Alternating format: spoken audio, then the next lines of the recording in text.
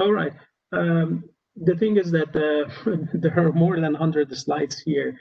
So how long would you like me to basically present? Or is there going to be some breaks in between, or should I do a review, like a brief review for 45 minutes? And yeah, I suggest that we can have like a 10, when would you like a 10-minute break? But, you know, going over the 100 and, you know, the slides today is going to be too much because we have allocated 2 hours, Valentino, right? The thing is that I thought maybe I should have some breaks in between and take some questions and probably have some discussions. Yes, yes, we of can do course. that. If you like, you can open attendees' microphones if they want to. Yeah, the participants can open their microphones. No, you can open it, but I will have to make you the host. All right. Okay, so I'm moving the privilege of microphones to you. Okay. I've already started the recording, so you don't need to. So I can basically go and. We need to inform everybody about the recording.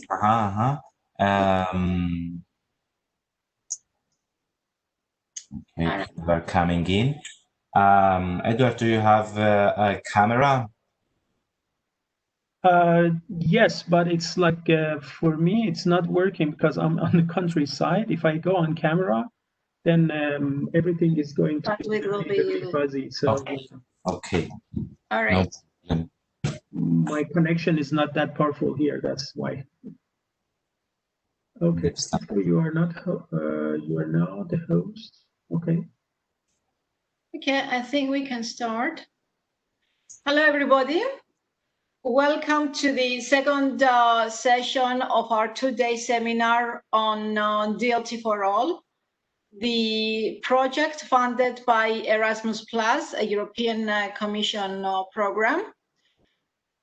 Today, we will be discussing decentralized autonomous organizations. Please keep in mind that this session will be recorded. The recording already has started. So if there are any objections, please let us know. Keep that in mind, please. And well, let me just say a few words about the project. The project is about, of course, blockchain technologies and decentralized ledgers. We are in the process of setting up 8 different modules plus another one, an introductory session on blockchains. And the partners around Europe, they're responsible to prepare this material and present it to the training to people interested in the technologies around the world. So the partners in the project is the University of Nicosia, which is also the coordinator, Gnomon Informatics, IBAN, the Southeast European Center, USC in Spain, Insomnia again in Spain, Commonext, and which one am I forgetting, Valentino? I think that's it. So, welcome everybody. I see that we have people from Australia, from London, everywhere around the world, from Cyprus. And I'm happy to introduce to you the instructor for today, Edward Valli. He will be presenting to us the module. The aim that we have for this 2-day seminar is actually to obtain your feedback on how to improve on this material that we are preparing. All the modules will be available to you for free through the Moodle platform of the University of Nicosia. We are setting up the platform this next week once we have all the slides and apply the feedback from the rollouts into the current material that we have. So I'm kindly asking everybody that once this presentation is over, please fill out a questionnaire that we will be sending to everybody. And for the feedback that we would like to receive on any way that we can improve on the content, on the methodology itself. We were supposed to have also face-to-face trainings. We are hoping that at least during the winter time, well, I guess not in Australia, in January and February, we are going to be able to have some face-to-face trainings, because due to COVID, we had to cancel those and moved everything online. So, Edward, the floor is yours. Thank you, Sula. Thank you. Good afternoon, everybody, or good morning, everybody, wherever you are. My name is Edward, and I am the instructor from event side to give you a basically a shot around learning module 8, which is about decentralized autonomous organization. I would like to have a kind of a more or less interactive session with you, because it's much more fruitful rather than me talking. I have like around 100 slides, so I can keep talking there, and it's going to be tiring. So I see the participants, and obviously I can unmute you. So if you want to ask a question or anything on like basically in your microphone, and so you can write your name in the chat and say, okay, unmute me or something like that, and I will unmute you, and then we can have a discussion and we can talk a little bit. And yeah, I'll try to answer your question as best as possible to my abilities around this topic, which is new for everybody. I hope the session will going to be enjoyable, and you will enjoy it. And of course, we will appreciate your feedback on the questionnaire at the end of the session, which is going to be distributed to you. And by this, I will start talking a little bit about this module, which is actually the last module in the whole series of this sort of workshop for to get understanding about blockchain technologies in total. So this module is about decentralized autonomous organizations, and let me see if I can change my slide. And the syllabus for this module goes like this. We'll talk a little bit about what is the goal of the module and introducing a little bit the DAOs, decentralized autonomous organizations. And I will talk a little bit about advantages and disadvantages of the DAOs. And I'll also say a few words about security, legal liabilities, and risks around DAOs. I will give some comments about cultural and political implications, which are very exciting and not that major topic. It could be evolved in future. And then I will give some remarks around what we think the DAOs are heading to, and I will present a few case studies. There are, of course, some more advanced stuff. The level of participants in this webinar, I don't know exactly because I don't actually see you, and I don't have your background about how much do you know about DAOs. But I will start very briefly from scratch and try to evolve it. By the end, there are some coding stuff which I'm probably not going into at this session, but I will leave it on to the live session where we can discuss coding and how to look at the codes and how this could be approached and what are those used for normally. So by this, I will start the first part, which is all about saying something about what are the goals of the module and objectives and outcomes of this module. What are the learning objectives, what are the outcomes, and how do we see the goal of this session should be.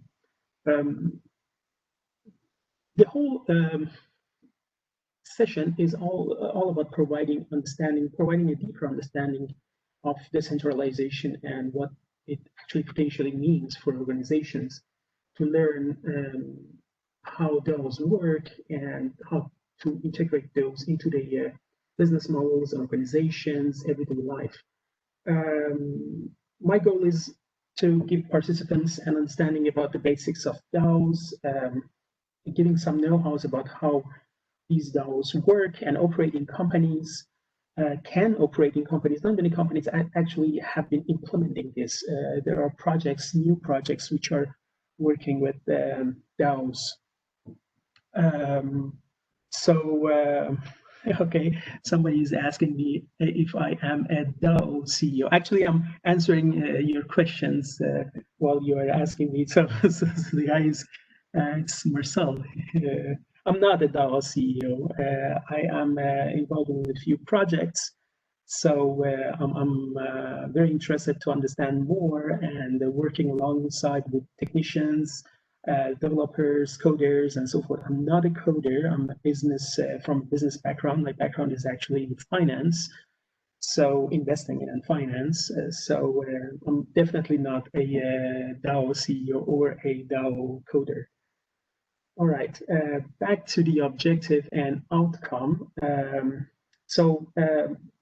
My goal is also to give an exploration about current and potential use cases of DAOs, and of course give you some headshots about what are the advantages and the disadvantages of these sort of organizations.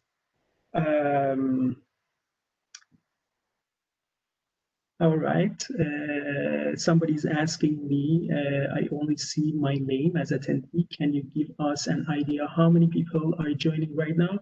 Yes, sure, it's more than 30 people. Actually 32 people are joining, so it's quite many.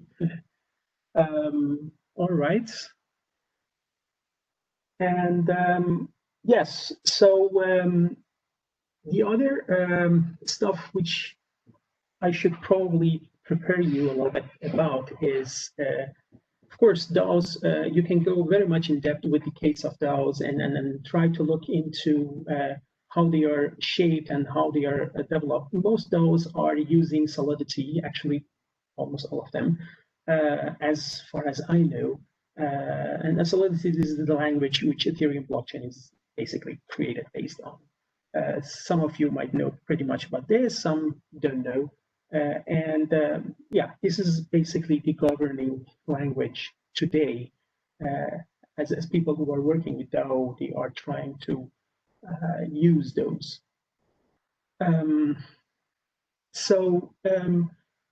What I think you will get out of this presentation is briefly a basic understanding about DAO, and try to recognize the advantages and disadvantages and understand the properties around how DAOs are shaped, among other security and legal liabilities and the risks around DAOs. I'll give a couple of examples, of course, and I would like to have you actually pretty much in getting involved a little bit about what you think DAOs going to be evolved in future. What are the outlooks? I will give briefly my view about that. Nobody knows. We are today, future is tomorrow.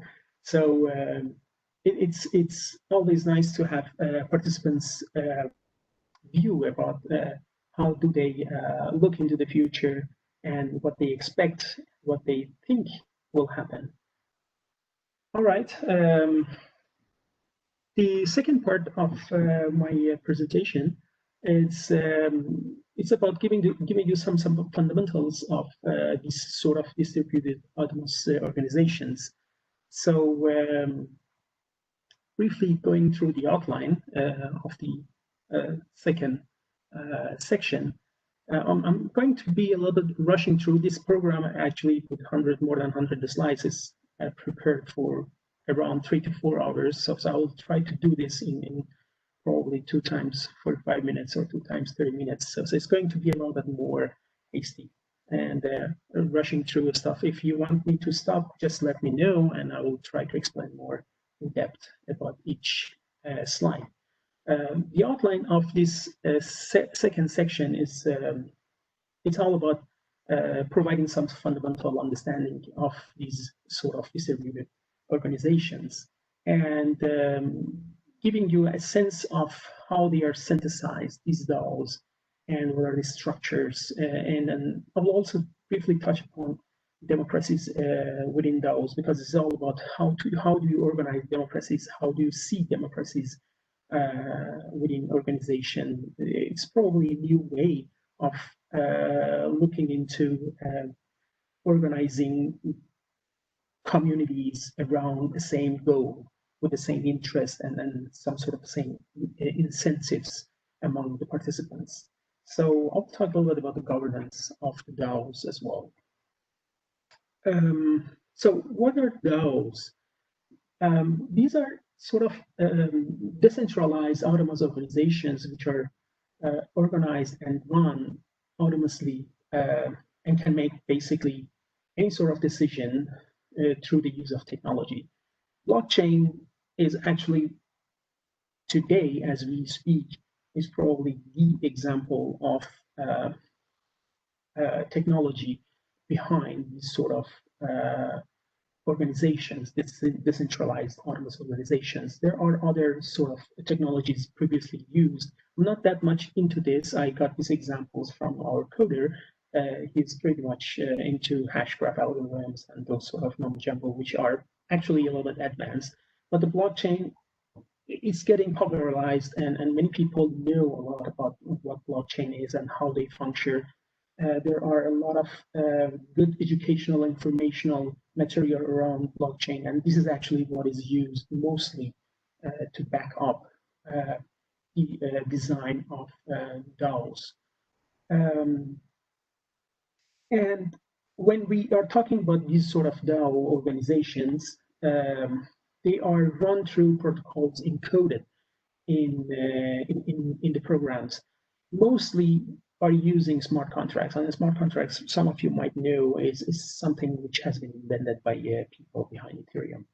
And this is well used within the decentralized autonomous organizations today, which is basically running the whole protocols. When we are looking at the sort of cryptographic democracies these DAOs are enabling, we are always talking about the stakeholders. We are talking about participants who are able to vote to add new features into the protocol, or change some existing protocols, or even include and exclude other members of these sort of societies or communities, as you can call it, which might have various types of rights. Everything is basically enforced digitally, and the organizations are, in general, in their basic sense, run very similar to real-world organization, but in digital world, which is using the digital, like basically digital rules and regulations. All right. Then, when we are looking at, not sure my slides are changing. Okay. When we are looking at the whole definition around these sort of protocols, it's basically it's more or less a computer program that runs on top of blockchain, where the governance and the logics are embedded in the program itself. So it's a program which is governing everything. The main difference is that the DAOs are autonomous. Basically, there are some artificially intelligence logic behind these sort of protocols which are managing everyday life of the system. As said before, Ethereum blockchain led the way with an pretty early introduction of the DAO protocol for the first time. There might be some people who are claiming that they have been doing this before.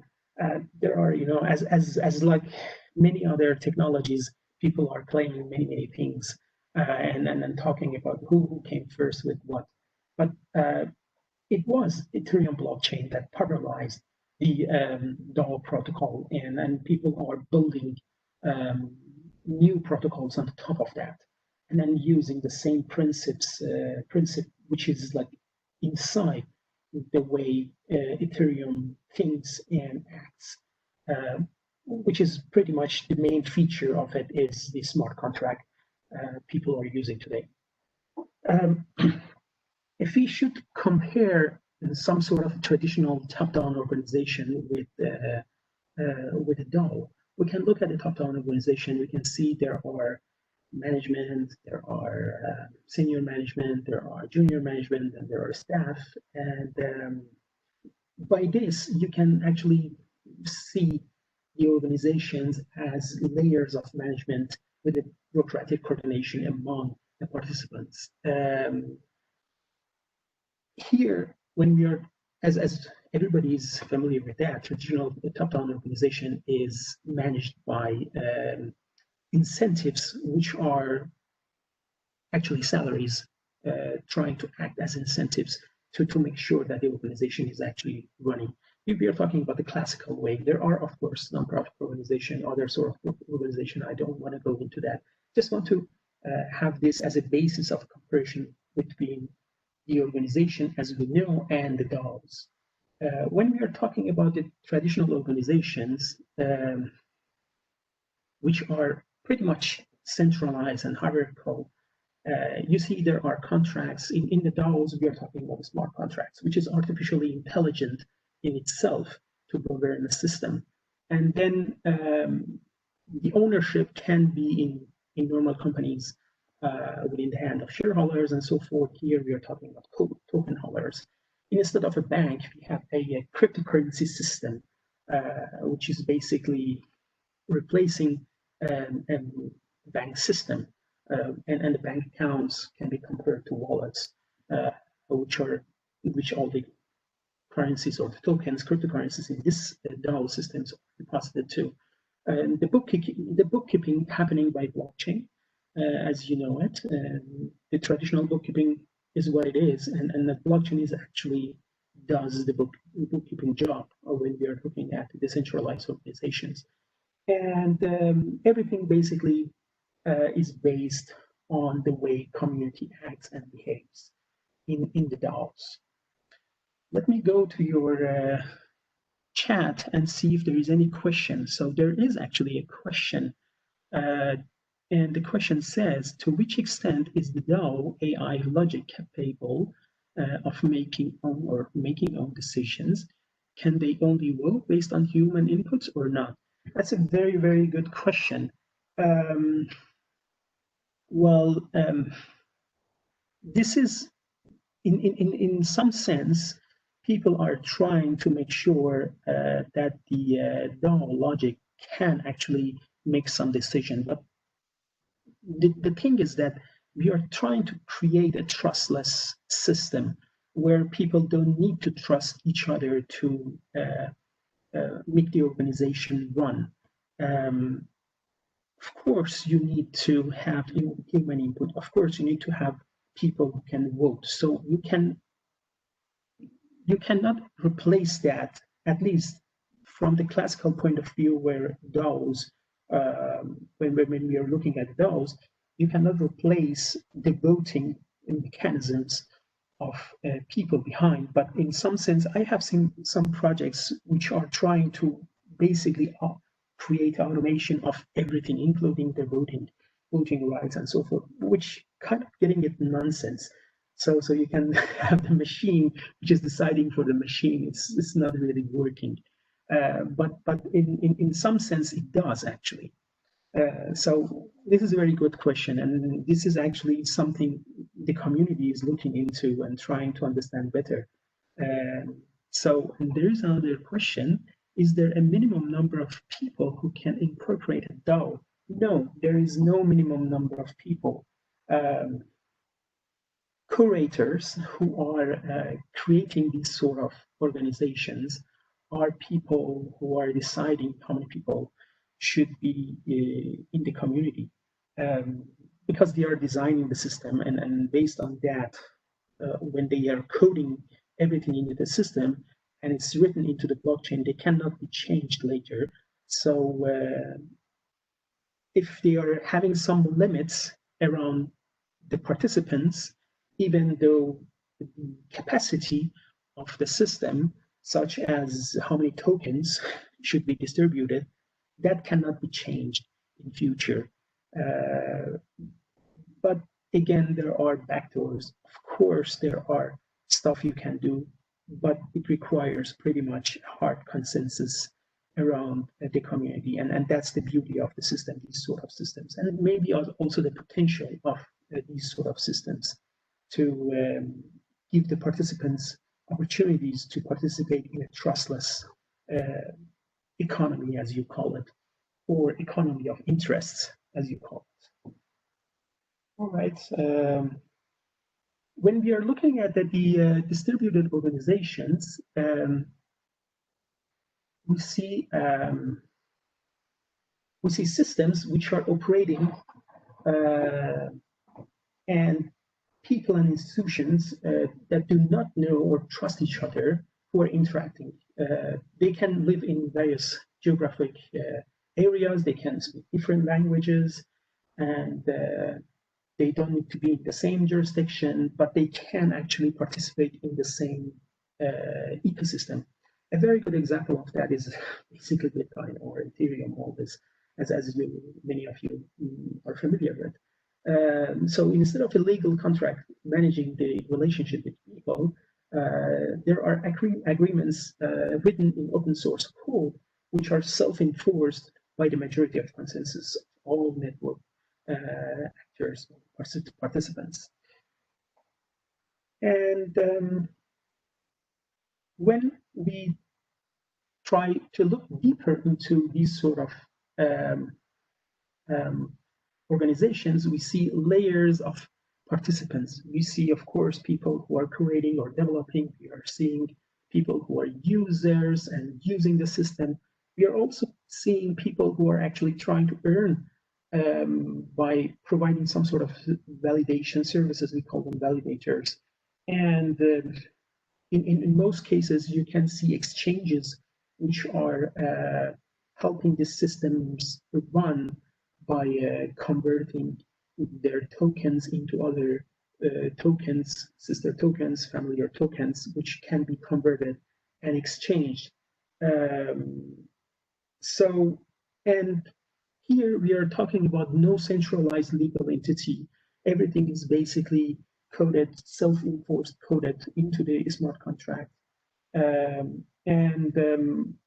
Instead of having a salary check, you have the token, which is acting as an incentive for the validators. Here, the validators are actually people who are keep the system run and try to help the organization be intact, and they actually play a very, very important role. All right. Do you see a logical combination of IoT, AI, and blockchain in a DAO? Oh, that's a very, very big question. There are actually a lot of connections between the way DAOs are managed and used and how AI technologies, of course, blockchain is like the fundamental basis behind this, but how AI are used in the way DAOs are operating. It's in early stage, not too many advanced, not really advanced AI protocols are in it, but we see more people who are trying to include artificial intelligence in the way DAOs are organized. Of course, IoT can be IoT can use DAOs as a way of organizing itself, but we are far from that. As I see it, I have seen some projects which are trying to go into IoT area, but they are in very early stage. There is somebody is writing that I cannot see your video. Yeah, no, you cannot, because I'm in countryside actually, in Denmark, out of Copenhagen, and my network is not that strong. So if I go on video, it's going to be very fuzzy. So it's like difficult to get you there. Okay, thank you. Right. Yeah, back to the distributed organization. It's all about like DAOs trying to be a decentralized economy where tokens allow contribution to collective works. And there are micropayments happening, there are tracking metrics happening, and then all this are measured by algorithms, and which are tracking all these contribution utilities around the system.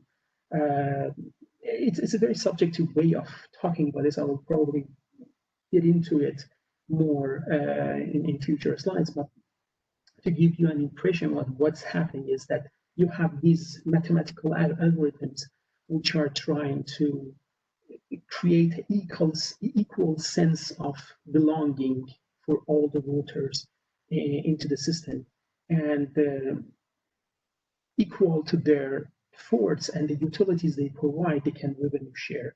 It's a kind of like, I always talk about the sharing economy, which is like things are coming from that part, and then things are evolving on top of what we have been experiencing for 10, 15 years ago. And it's evolving still. So decentralized economy is all about collective work. It's all about creating a decentralized way of working together and trusting each other.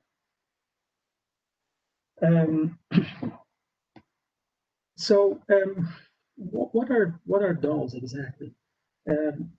Today, they are viewed as the most disruptive use cases of blockchain technology. There are various use cases of blockchain technologies, but DAOs are viewed as the most disruptive ones.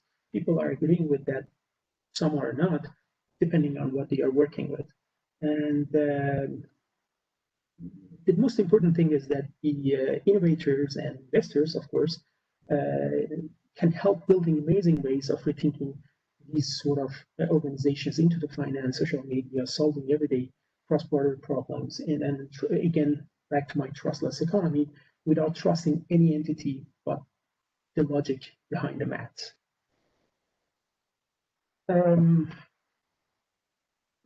Some examples of new DAO projects, which I like, are, of course, the Dash, which is a cryptocurrency, actually kind of a pure cryptocurrency today.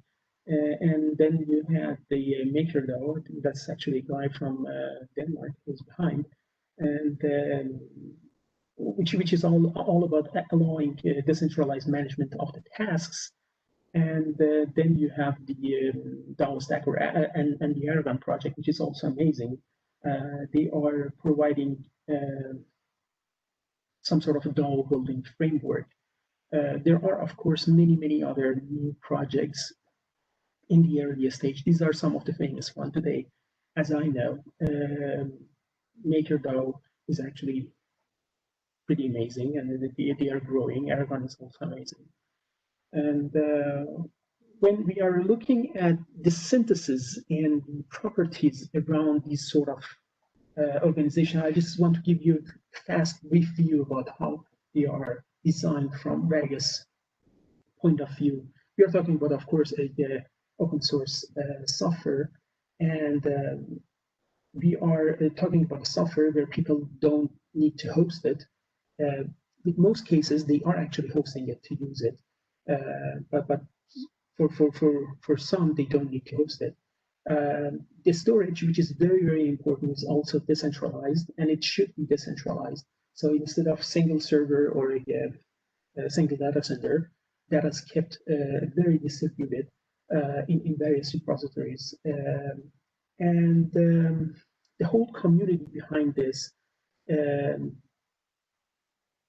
in some sense, for some people, is very, very important, because without the community, you cannot run an organization. Some claim that they can actually do this without having a big community, or they can have a limited community, or they can have just codes acting as a community.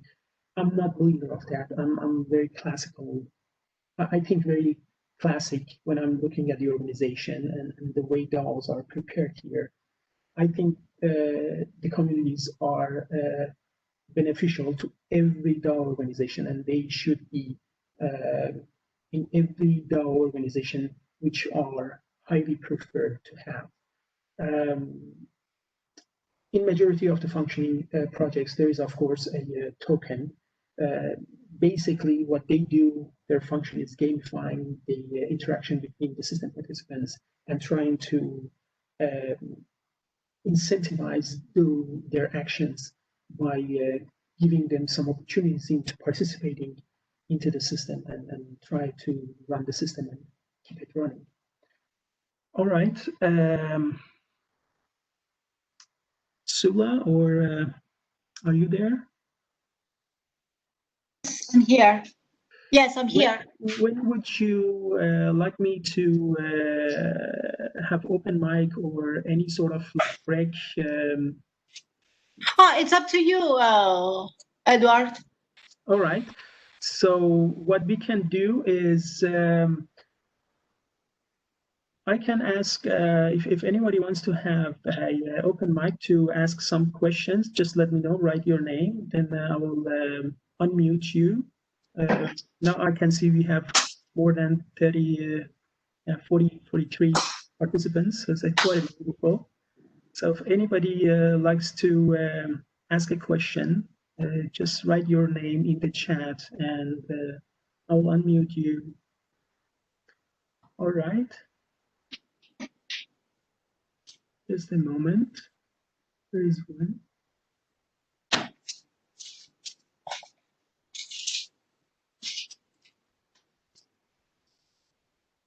I don't see any.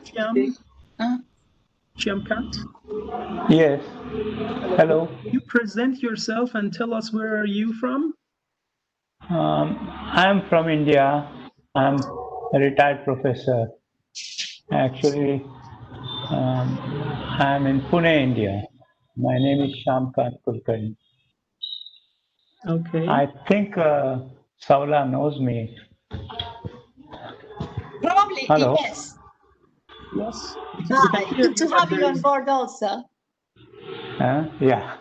Just I wanted to know what is the status of this DO currently? I mean, is it fully developed, underdeveloped, or under development, or it is something which is just a project? I mean, what is the status of implementation of DO? I couldn't hear you exactly. I'm just repeating your question. Do you mean what is the current status? How much it is implemented? How much it is yet to be implemented? The whole DAO protocol? At least out of the various platforms of DAO, which are fully implemented, are there any which are fully implemented now? Yes, that's a good question. There are, I'm going to unmute you if you want me. Oh yes. So, yes, that's a very good question. Shyamkant, he's asking about how much the whole DAO space is implemented and what is the state at this current point of time. To my view, as I see it, it's for some projects, if I go back to my slide before, for some projects such as MakerDAO and Aragon, and DAO stack, they are actually pretty much implemented. And what they are doing at this current point of time is trying to find more useful use cases to apply their protocols and the way of thinking and the way of organizing into new businesses. So the programs are fully implemented, but the use cases are at the earliest stage. So use cases are not popularized, they are not well developed as I see it. Some projects are not actually earning money, they are in the development phase. So we are talking about a future technology here. So for many of the projects, they are in their earliest stage, but the whole system is actually planned and then it's operational running. And but the use cases are not yet fully implemented. Okay, there is I can see there are questions coming. What do you think in the question of change for existing companies? How can they or we move to DAO? I see a big change in our future world. Maybe you can discuss or elaborate that. Yes, obviously you are pretty much a fan of this. You see a lot of changes. Yes, in future we are going to operate in various ways. A very good example, as I use it always, are self-driving cars. Like in future, we need to make sure that the cars are very safe if they are self-driving. And yes, there are technologies today used for that, but not many people, not many government, not many jurisdictions are relying on those yet. So you don't see self-driving car everywhere in the world. You see in few selected cities, you see on few selected roads, but again, that could be a very good example of seeing how these sort of organizations, autonomous organizations, which are run pretty much trustlessly through codes, are used to safeguard us from harm of colliding with another car when we are sitting in a safe driving car, because the thing can get pretty complex in future, and maybe these sort of technologies are very useful for those. Well, actually, Edward, I like your example on the cars very much, because this is one that I often use.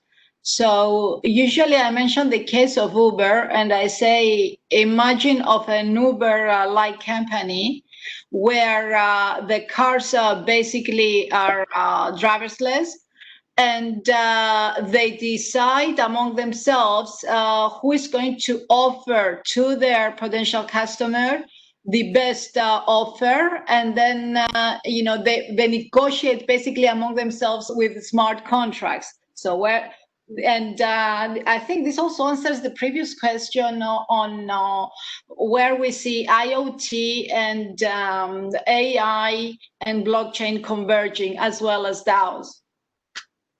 Yes, sure. Thank you. That's very great. I'm happy that you're using Uber. Is actually I know a friend who has been talking with some people working at Uber about these sort of decentralized contracts, which could be used in their setup. How far they got, I don't know that. A very good example. Thank you. Thank you. So back to my humble slides. So how are these DAOs are synthesized? It's very important to know who curators are. These are people. They are actually people who are contributing to creating these sort of DAO organizations and DAO protocols. But it's a very faint line between the contributors and the community. So people who are contributing to the development of the system, it doesn't need to be a community member. although the community members are very important and in most cases are consumer-based. So, and it's very important to understand this, and it's very important to know that, yes, there are people who are participating, but they don't need to necessarily be people who are contributing to create the system itself. And when we go further to try to take a look at the properties of these systems, we also see there is a reward or reward mechanism, which is using the pillars of a token and relying on those. It's very important that the token design is solid. Not many projects are creating a good token design. Some are not actually getting it up and running, because it's all about how they are designing the incentives around those tokens. A good token design, it's all about aligning the interest of the stakeholders.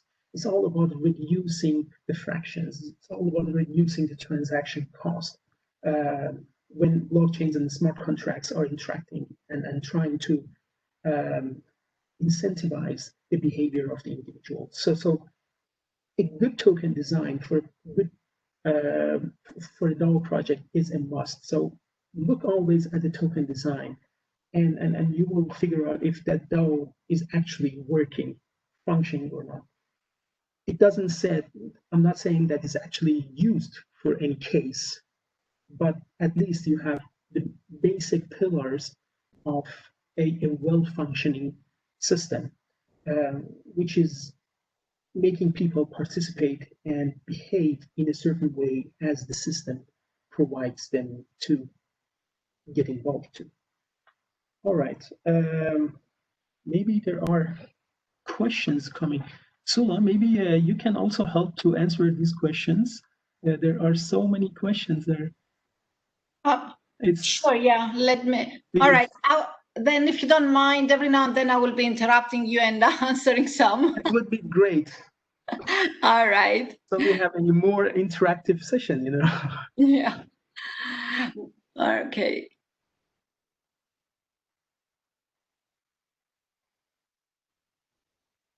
Are you reading a question now? Sorry. No, please go on and I will see. Okay? Okay. Yep.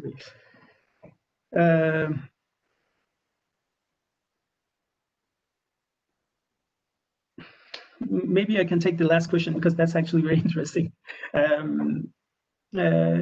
Shyamkant, he's saying that farmers from underdeveloped countries can operate using DAOs. They will be good use cases. What you say?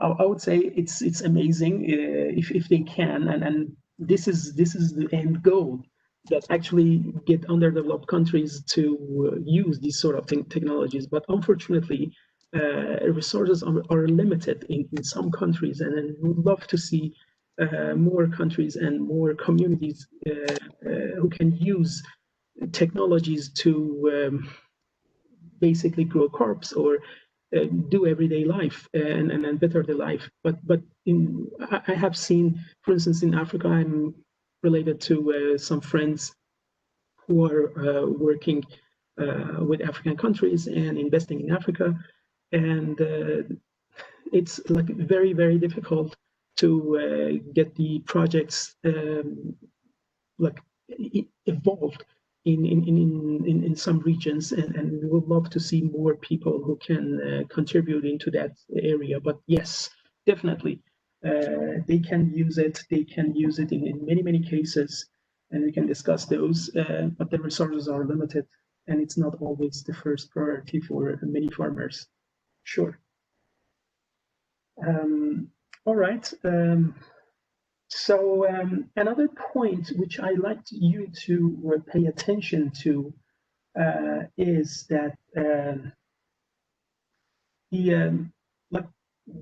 there are no bilateral agreements between participants in a DAO organization. Instead, they are steered by some sort of incentives, which is tied to the network token. And the point here I'd like you to know is that this since we are talking about creating a trustless system, we have to create a fully transparent set of rules that are written into the piece of software. Of course, not many people are sitting down and reading those software. That's why you have this contributors. But it's the matter of machining consensus to make sure that these rules are done, like presented in a transparent way, and try to create incentivization around the network's functioning.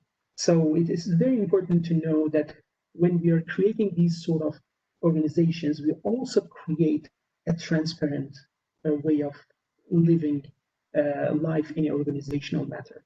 And then there is only one governing law, and that's the protocol, or in many cases is the smart contract, which is regulating the behavior of the network. And it's also very important to pay attention to that. I promised you to talk a little bit about democracies within the DAOs. And before I go further, I probably need to lay the ground around what democracies are.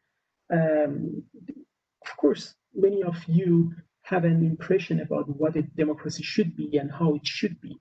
They are typically seen as the governments which call upon govern people to make major governmental decisions regarding who shall lead, what policies to follow, and what laws to enact, and so forth and so forth.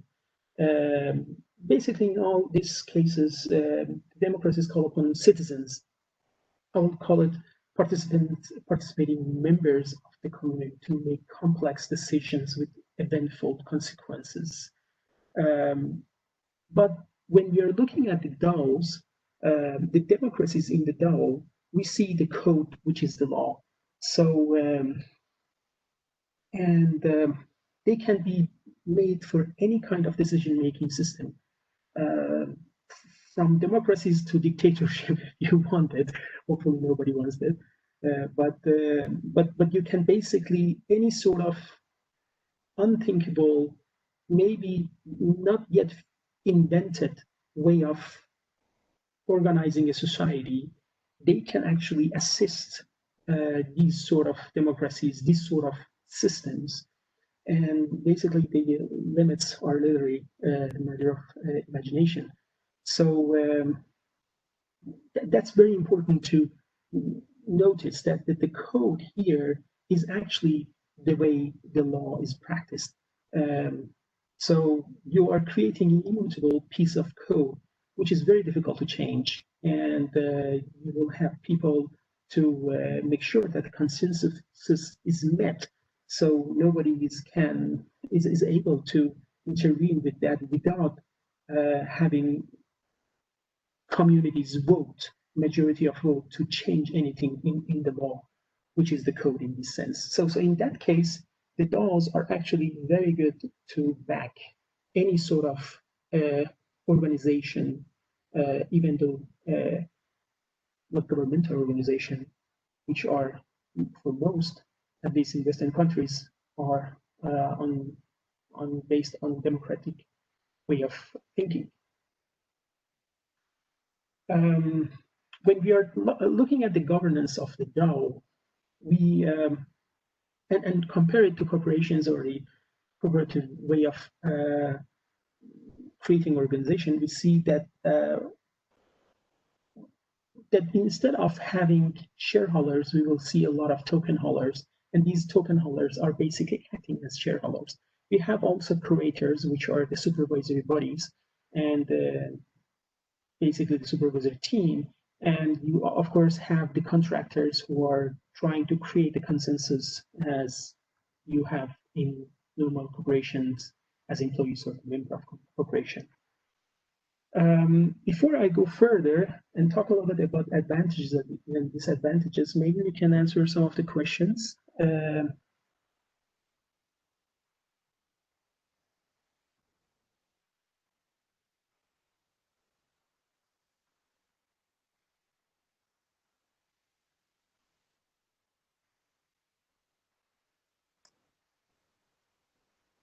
Edward? Yes, so I don't see, I'm not sure if I see all the questions because the last one I see here, it's on the regulatory environment. okay. What somebody's asking me, you have gone mute. Do you hear me? Yes, I hear you. Okay. There are some questions, but you don't see all the questions? And the last one that I see here is one on the regulatory environment, which says, at least in the US, the regulatory environment is not friendly towards DAOs. And if you have a more global sense of how governments are preparing for the introduction of DAOs into the regulatory system. Well, for me in this area, it's due to the fact that actually all the governments around the world, they need to be introducing a regulatory framework regarding blockchains. And until they actually decide to do that and have the framework, maybe the actual adoption of DAOs, it will be much more difficult. So, but in my opinion, you know, since we're looking also at the central banks, for example, moving into cryptocurrencies themselves, eventually they will have to pass some sort of a legal framework in regard to DAOs. I don't know if you agree with me, Edward, but at least this is what I think. Sure, I fully agree with that, yes. That's actually also my point of view. I think it's just a matter of time now. Yeah, hopefully. Hopefully, this is the matter of time. How many organizations, how many countries are trying to apply this sort of new technology? Yes. But and they have arrived to stay.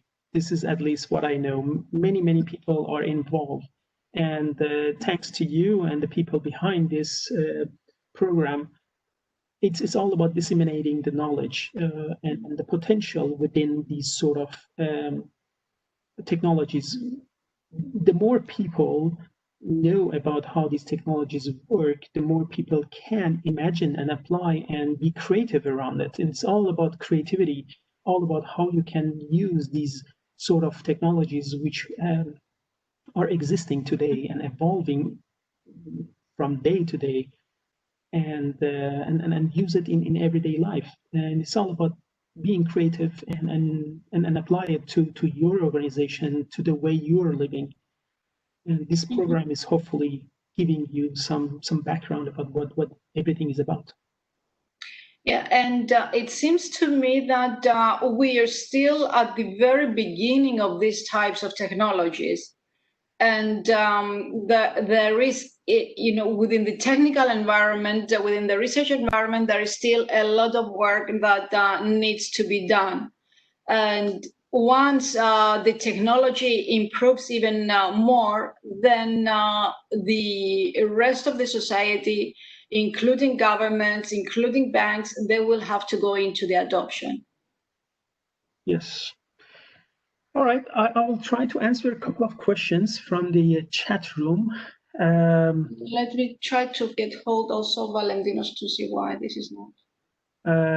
There is Mayova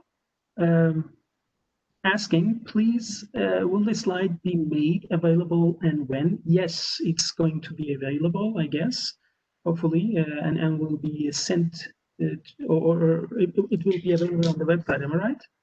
Yes, actually, all the slides from all the modules will be available on the Moodle platform that we are setting up here at the university. And I should mention also that for every module, we also have tests. And someone that finishes, completes the whole course, all the different 8 modules, plus the introductory one that we have on the blockchains, then they will be receiving a certificate issued on the blockchain from the and signed by the whole consortium. This will be issued by the University of Nicosia and the applications that we have here. Good. All right. So I'll try to run through a couple of more slides, and there is actually a, since the time is limited and this is a snapshot of this module, there is a question, one of you asking about if I can present some of the examples. Andreas says, I very much appreciate your input and knowledge you bring us. Thank you. Thank you, Andreas. And could you please elaborate on the different versions of DAOs that exist today in the world? For example, MakerDAO, is it the area of DeFi? Aragon DAO is sort of a toolbox to build DAO. Are there any other DAO types existing in the real world you would point out for us, please? Thank you. Yes, we have a set of cases. I will present a few cases. Probably I can jump in to present those for you. After I have been presenting you a little bit about the advantages and the disadvantages of DAO, so I'm going to jump a little bit on my slide set. Hope that would give you an impression about some of the cases. All right. Looking at the advantages and disadvantages, I will also point a little bit toward challenges within the DAO. When we are talking about the advantages, we can see they can provide a lot of firepower to companies across the world, everywhere, to actually lay the ground to evolve further. They are very transparent, as we discussed before, to back everyday decisions, which are recorded on a sort of public ledger in a blockchain. Everybody can have a view into a blockchain and see what's going on. They can see all the transactions and become a automatic way of organizing once a standard set of rules are in place.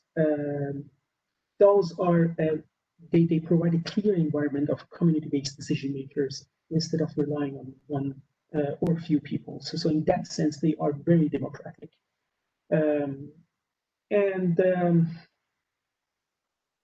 These sort of systems, it's very important to know that they don't need huge amount of funding. They can use open source applications. There are huge crowd of developers who are, based on their interest of these sort of new technologies, edging technologies, are contributing every day and mobilizing these sort of protocols. And compared to many other technologies, they are actually a cheaper alternative for many innovators and entrepreneurs. So if you are an entrepreneur or innovator and you are working with some technological advancement, probably it's worth to try to take a look at how DAOs are organized and how you can use those. There are a lot of people who are interested to help out there. Are based on and basically simulated based on collaborations among participants. For this, we get a developer community which is like priceless.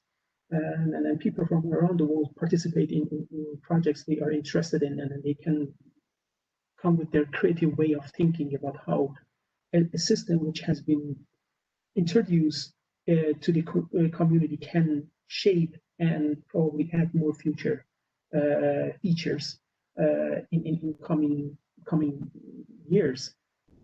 For instance, it could be MakerDAO, or it could be any other DeFi protocols are getting pretty much attention these days. So many people are actually working with those, and developers are also paying a lot of attention to those. So that's also another sub section of, I would say, a sub branch of the way you can think about DAO, a good alternative of getting your technological thinking in that direction. There are, in this set, you will see a lot of classroom discussion. These are designed for people who are attending into a face-to-face classroom. But for this presentation I will probably use it. But you can take a look when you get the slides and try to see how those align with the way you are thinking. There are, of course, some disadvantages of the DAO. There are no clear authority figure or any chain of command in the government system. That can be a little bit difficult for some communities to grasp and understand. If an organization is used to have a clear authority around the way they are running their organization. So changing from a authoritative organization to not really authoritative organization using DAO can be a challenge. I have seen that before a couple of times. I would say DAOs are best applied to flat organizations and the flat way of thinking to begin with. Again, it's a matter of time how democratic organizations are becoming in the future. Some of the systems are actually a little bit slow. And there is a good reason for that, because you have the validators, they need to validate, and they need to make sure that the systems are intact. There are protocols today trying to speed up that part of it, and then there has been a lot of progress in the past few years. We have seen that the systems are getting faster and faster. This is again a journey people who are interested in these technologies are part of, and trying to contribute and then making things much more smooth as the way we are used to. There is another thing with the DAO is that since this is a new technology, we have few use cases. And we don't have that much of understanding among like big decision makers about how best they can implement. Again, back to the whole idea of this program, we hope that this program can give some background about how blockchain technologies can be implemented into the everyday life of many, many organizations. And there is also this matter of the organization which got a less favorable publicly early on. The main reason for that was there was a project, a DAO called, and it has some sort of like holes in it, and the codes were easily exploited, and the hackers got away with a lot of money and so forth. And that was a way of like a way of like providing a lesser solid ground, unfortunately, into the DAO role. But by time developers got back into thinking of how they can actually cope with these sort of problems, and they found a lot of good solutions. So publicity in the beginning of DAO days, that was not that terrible. And there is a case about that, and that's also included in this material. You can see it.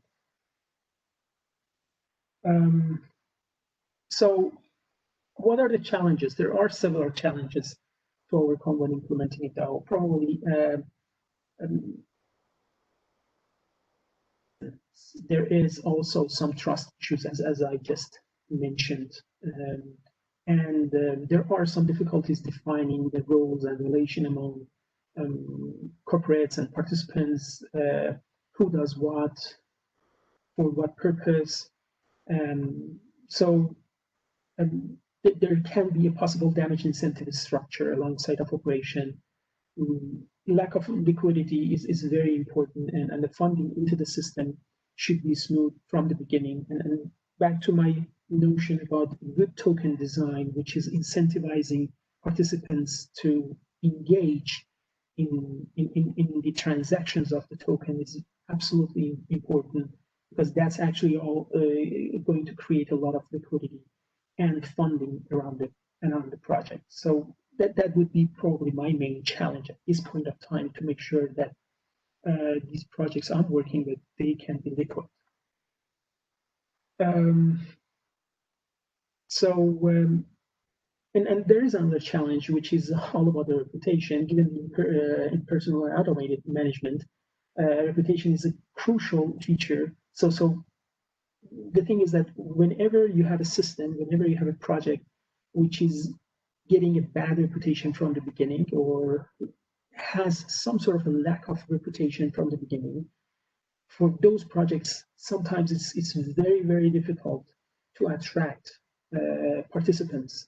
We have seen this with few projects. They basically lose ground, and for them, even though they have an amazing way of thinking about DAOs and implementing these technologies into their blockchain, they meet a lot of challenges to take off, and that's actually a big hurdle for many projects to actually cope and overcome those sort of challenges. Hopefully, by time when people get more and more familiar with the advantages of the DAO, they will overcome these sort of challenges, and all projects will gain ground. This is our hope. I will probably not go through this. It's all about the functional parts and how those can be effective. Briefly, I just need to mention that the technology in itself is very important. So effectiveness is coming from the technology itself. So a good technology, a good token design, a good incentive design is absolutely a formula. All right, before I go further to show some of the cases, I'll probably take some questions. Sula, will you help with the questions, or? Okay, sure. Let me see the questions that we have here. Well, I don't see anything that wasn't answered before, at least from my side here. Okay, I will see if I can take some here.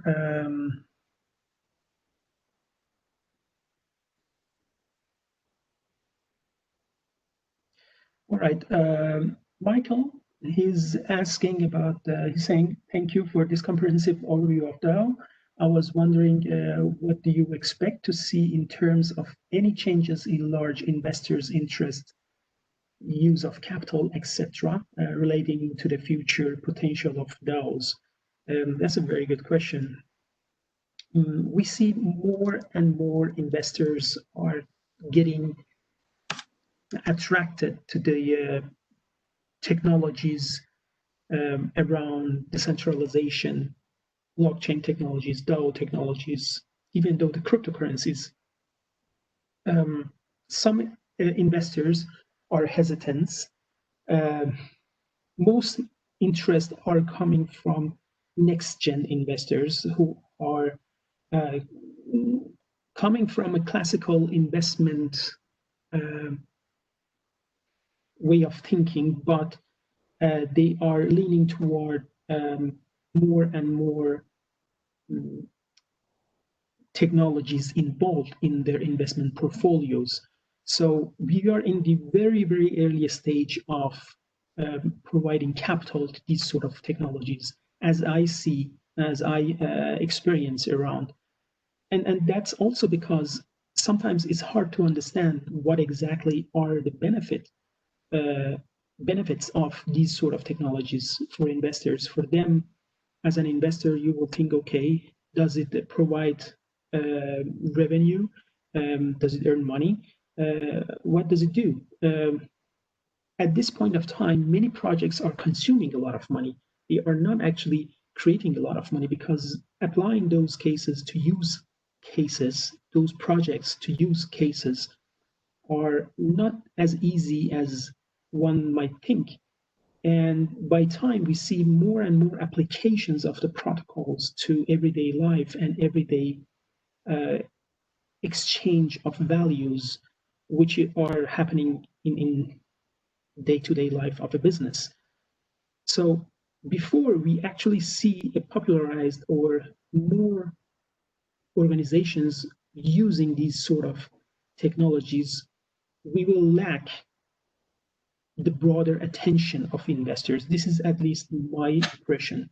Of course, there are a lot of investors who are trying to commit themselves to these sort of technologies, and mostly because of their interest.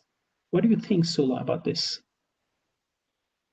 Well, I'm going to agree with you. And I was also looking here actually at another question in regards to the difficulty, to the difficulty in having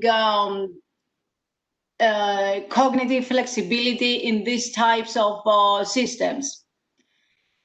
And I was thinking of that actually, Edward, and this reminds me quite a bit of technological singularity, even though I believe this will take some years. Earlier, we have mentioned the fact that these types of technologies are still under a lot of development. They are evolving continuously. If we take, for example, embedding rules, in regards to smart contracts, then the problems that even today we have with the regular contracts in understanding certain things probably will still be around. And that is why we also need the legal framework in regards to that. But in regards to the cognitive flexibility, in my personal opinion, we still have quite some way to go, but it shouldn't be too far in the future. Sure. Thank you. I will now, since we have been promising to have a sort of I don't know if you should have a break. I thought maybe we should have a interactive talk, an interactive session, sure, as we promised. So if anybody likes to join into discussion, please write your name, and I will unmute you, and you can ask your question, so everybody can see. So anybody likes to ask a question or a comment? Okay, can I be unmuted? Ben, yes, Ben from London, of course. We have Ben from London in a moment. Yeah, thank you very much. It's a very beautiful exposition of DAO. And I am thinking that, do you see a logical place for the DAO inside of an enterprise, just like the Stafford Bear's viable systems model of the enterprise? Sula, would you, this is probably more your area. Well, actually, not really. I'm not in. Can you repeat the question, please, again? You know, Stafford Bear worked on a certain aspects of the enterprise or the organization as a living organism. And a part of the organization he modeled as the brain or the autonomic nervous system of the enterprise. So the autonomic nervous system is like the smart area of the enterprise that scans the environment and makes decisions just like the brain does.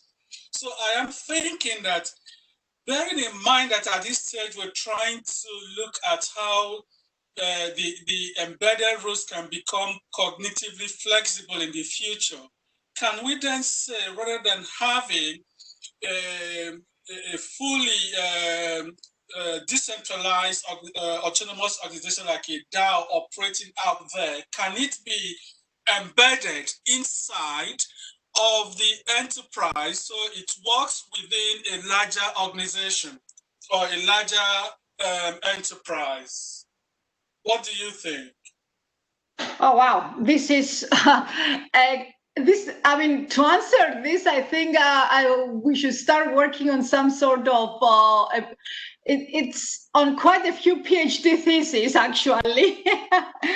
And that would be very interesting to see actually happening in the future. So if I understand you correctly, you mean you're making the association between brain, the way the brain functions, and the DAOs. Yes. So the thing is, the logical disadvantage at this time is that the embedded rules do not create cognitive flexibility in terms of changing socio-economic events outside of the enterprise in order for the smart organization to take advantage in real time. So if we look back, we know that Stafford Bear has worked extensively from the 60s until the last 10 years or so on the concept of the organization as a viable system model. And within the organization, there is a brain and there is a heart. So linking the brain and the heart is the autonomic nervous system, so which acts without conscious input. So my thinking is, if we can see the DAO being ensconced or being embedded within a larger enterprise, so it functions autonomously in those areas where instantaneous day-to-day human input may not be required or may not be fast enough. This is what I am thinking. Well, this reminds me of a scenario with machines taking over. And again, I will go back to technological singularity, but in regards to in regards to how the brain is working, and the machines basically working fast. Well, the machines are already working faster than the humans. Yes. So at the point, you know, you already have rules written, so the rules are now retrospective. But the advantage the human being has is that the human being can take advantage of what is happening immediately around him and make a different decision. Correct? So if you now have within a larger enterprise, a DAO as part of a larger enterprise, so that if things are changing, like the socio-economic situation is changing, the stock market is crashing and things like that, then human beings are making rules which are immediately written and, you know, incorporated in as smart contracts within the DAO, so that you can change the rules as things are changing externally. Otherwise, what about in the case that the machines themselves will be writing the smart contracts the way they want? We can have that scenario as well. So you now have a situation where you now have an incorporation of artificial general intelligence as an overarching or as a fluid governing entity within the DAO.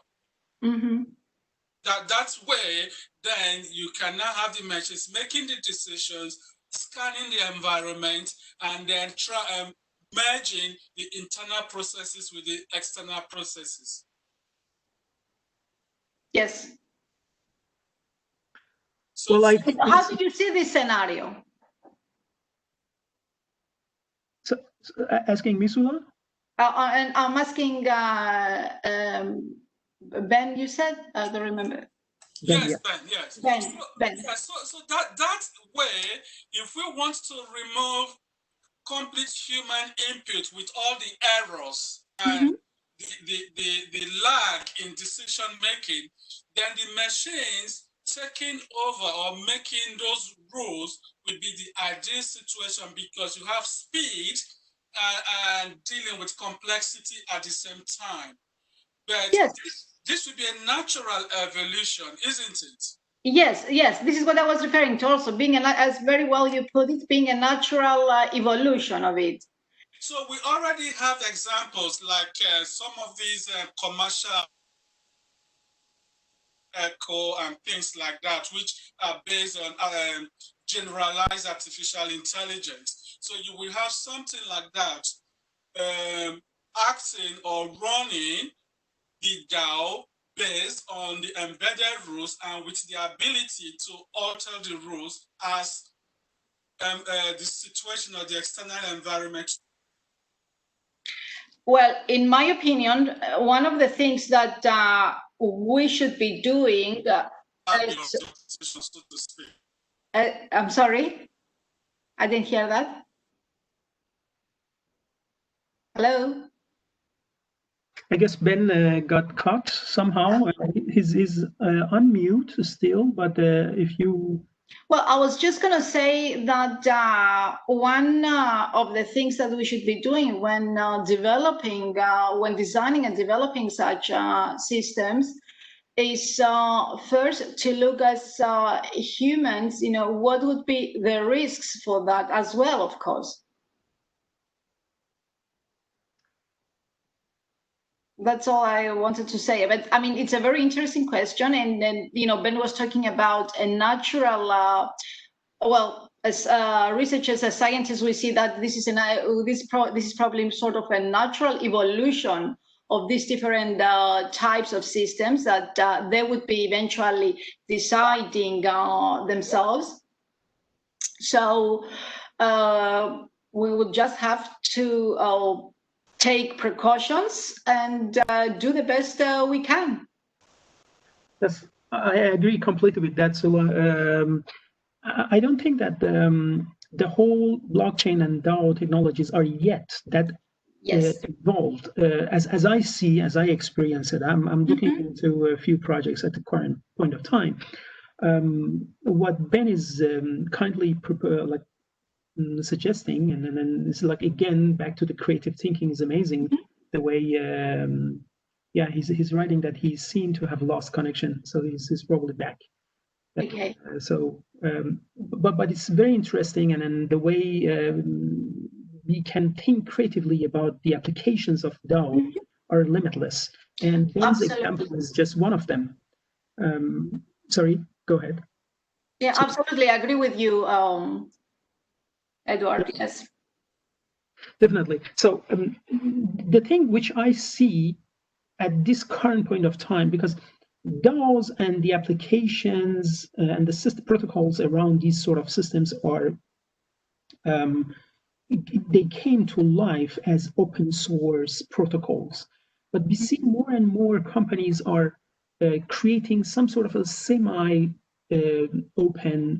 and some companies or organizations are looking into implementing entirely closed system within their organization.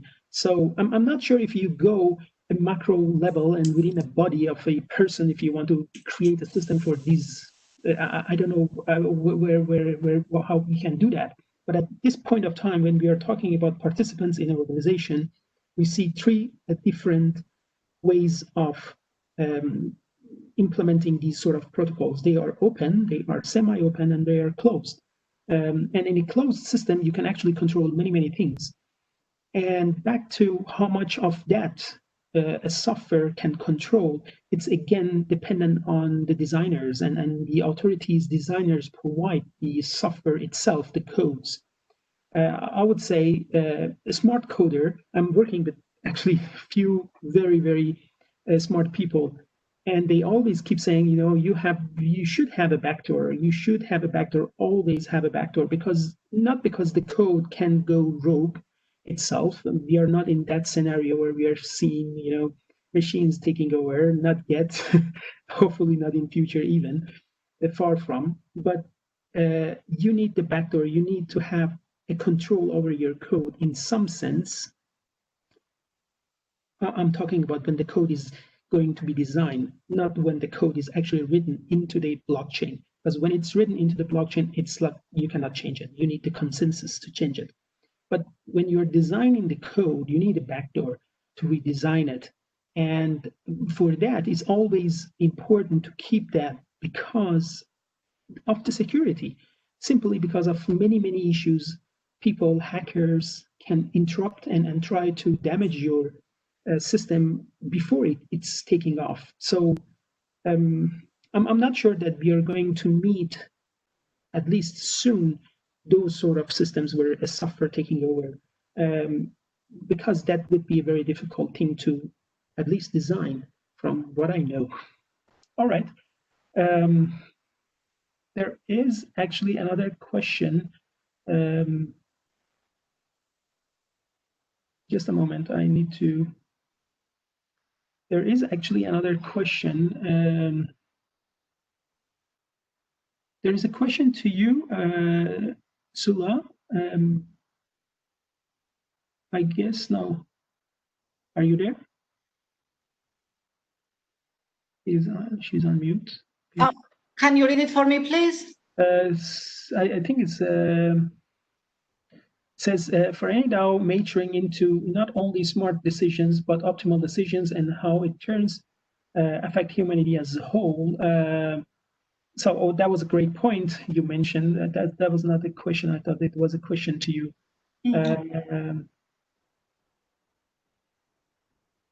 There is. Valentino, I do not see all the questions. Why is that, please? Okay. In the meanwhile, while we get the technology working for Sula to get to see all the questions, I will unmute Shyamkant, which has been requesting to get unmute because he has a question, obviously, and we will be glad to hear his voice. And you are on mute now. Hello. Hello. Can you hear me? Yes, we can. Hello, Shyamkant. See, I wanted to make a few observations about the system which Ben has been suggesting. Yes. It's very mind-boggling to have a sort of artificial intelligence at the level of neurology being incorporated at the heart of the system. But my experience or my observation has been that technology has always a backlog, in the sense that we always have newer hardware, newer software, but we have to at some stage or the other take into account the older hardware and the older software. If that integration process is never complete, and in that sense, the testing of the software and hardware combined together continues ad infinitum. It just goes on continuing. It is never perfect. And therefore, to expect that level of perfection in the system, where even the consciousness or the human element is also incorporated in the environment where the technology itself has a backlog to test, it becomes somewhat remote, in my opinion. What do you say? That's completely right. Very good observation. Yes, completely right. Thank you for that. Yeah. Thanks. And that was not a. Do you have a question or any other comments before I mute? No. Thank you. That was a really great. Thank you for you. Yeah. Point. Thank you. Yeah. All right. So, and there is another very interesting question. And Marcel, he's asking about how do you see the way some of people involved, like whales with investment or small development teams or individuals, dominate DAOs and in that way non-democratize DAOs? That's a very good question. For those of you who might not know whales, what whales means, whales are normally people with a huge amount of capital in hand. Currently, there are rumors and some evidence in the past that some whales have been dominating the exchanges and manipulating some of those exchanges in a way where they can revenue based on their trades. So yes, people can dominate, and they can dominate through exchanges. And since the whole token economy and the cryptocurrency is not that much of regulated area at this current point of time, I would say there will be some domination, but I'm not sure it has anything to do with the democratization of the DAO, because the system is like most DAO systems, like good ones, are designed in a very, very transparent and democratic way. So nothing can change those except a consensus vote in some sense. And we haven't seen yet, at least not to my knowledge, any consensus which attempt to undemocratize an existing system. But the domination of the token economy is happening. We see it pretty much because of lack of regulation around the token economies, which many of these projects, DAO projects, are relied on, and they need to use it to function. And back to the incentivization and the way they are like designed, they are pretty much dependent on to having a liquid financial system in place. But unfortunately, yes, there are people who can dominate. There are people who can manipulate. But to create a undemocratic set of rules, encoded rules into the system, that requires consensus. That has nothing to do with the investment community at all, at least not at this point of time, and I don't think it will in future as well. I hope that was the answer to your question. Edward, if I may also ask something in relation to that. Yes. Isn't that the case with any other type of market, let's say, that, you know, the strong ones will try to sort of manipulate, let's say, and dominate a certain market? What do you, please elaborate a little bit on that? Well, they said, I've heard this also, you know, sort of like, you know, big companies that are trying to dominate, for example, and manipulate the cryptocurrency market, you know, by buying lots of Bitcoins, whatever, and then, you know, drive the price of it up or down. Yes.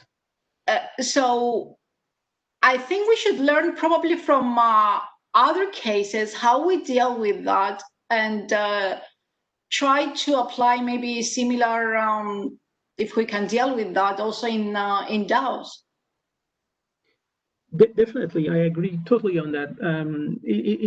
We believe that it's a matter of regulation, and it's but at the same time, regulation can kill the innovation itself. If you are regulating too much, it's all about the balance between the regulation and innovation. So if you're regulating too much, you're probably suffocating the whole innovation around it. But and this is a dilemma regulators and legislators are dealing with at this current point of time. Some are lacking behind on purpose and not regulating because of that.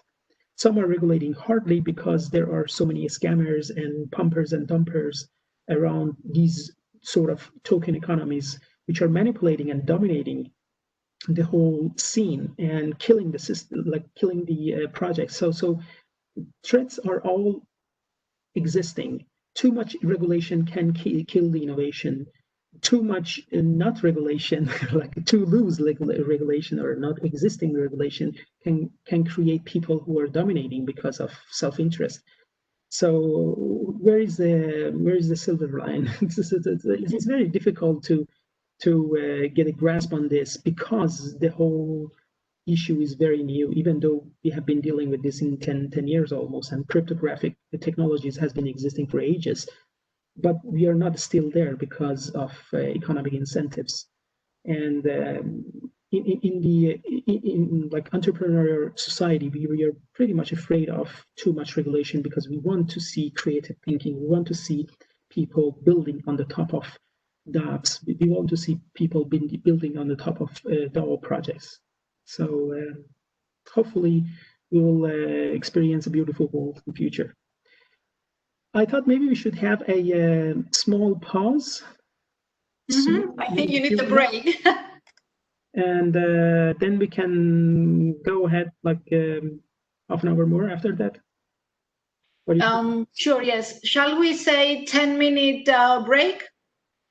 Yes, so we will probably 15 minutes, we will, or 13 minutes, we will be back on in, what is the time in your place? It's okay, let's say 5, well, I'm 5, it says 5:40 here. So Okay. do you want like resume back in like in 20 minutes exactly on the hour? Yes, that would be great. Great. Thank you, everybody. We'll see you in, okay. We'll see you in 20 minutes. All right.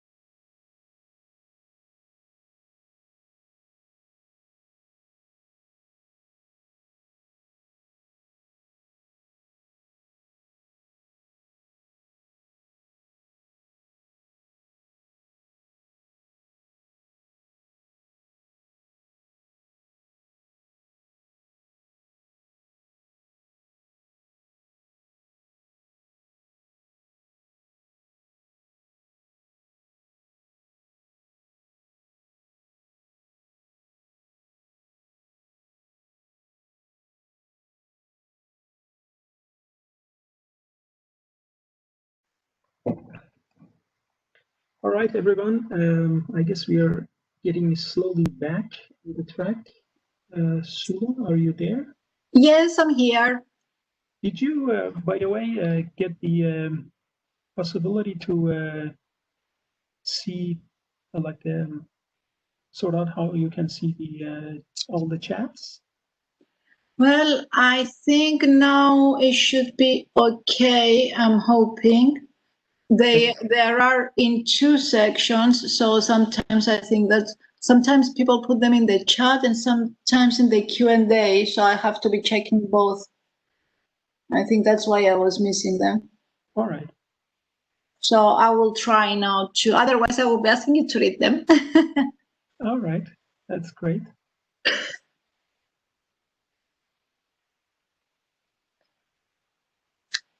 So in a few minutes, like 3-4 minutes, we roll on again. Yes. For about an hour or so. Well, how many more slides? You know, you don't have to go over every single detail. But we have a lot of slides, but I think it's much more giving to have a good discussion and invite. You're absolutely right in that. On the panel, so people get the opportunity. Yeah, and I like the discussion. Yes, it's up to you, Edward, as you feel. Yeah, I'll probably briefly go through some important slides, pick up some of the most important ones, and I will then try to ask a few questions and see people how they respond, and if anybody has questions, that could be great too.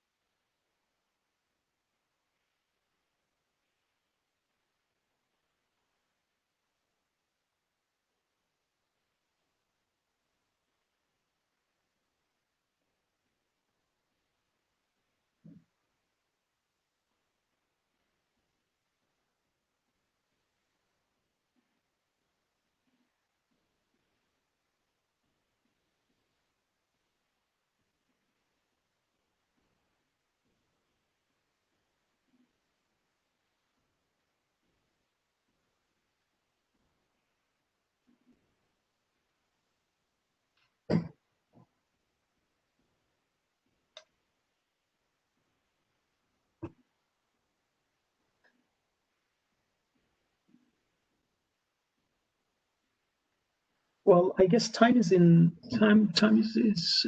now, right, Sua? Yes, we can. Yeah, we can start. And I see some very good comments here. Okay. True democracy is one voice, one vote, but in financial stake DAOs, it's $1, one vote.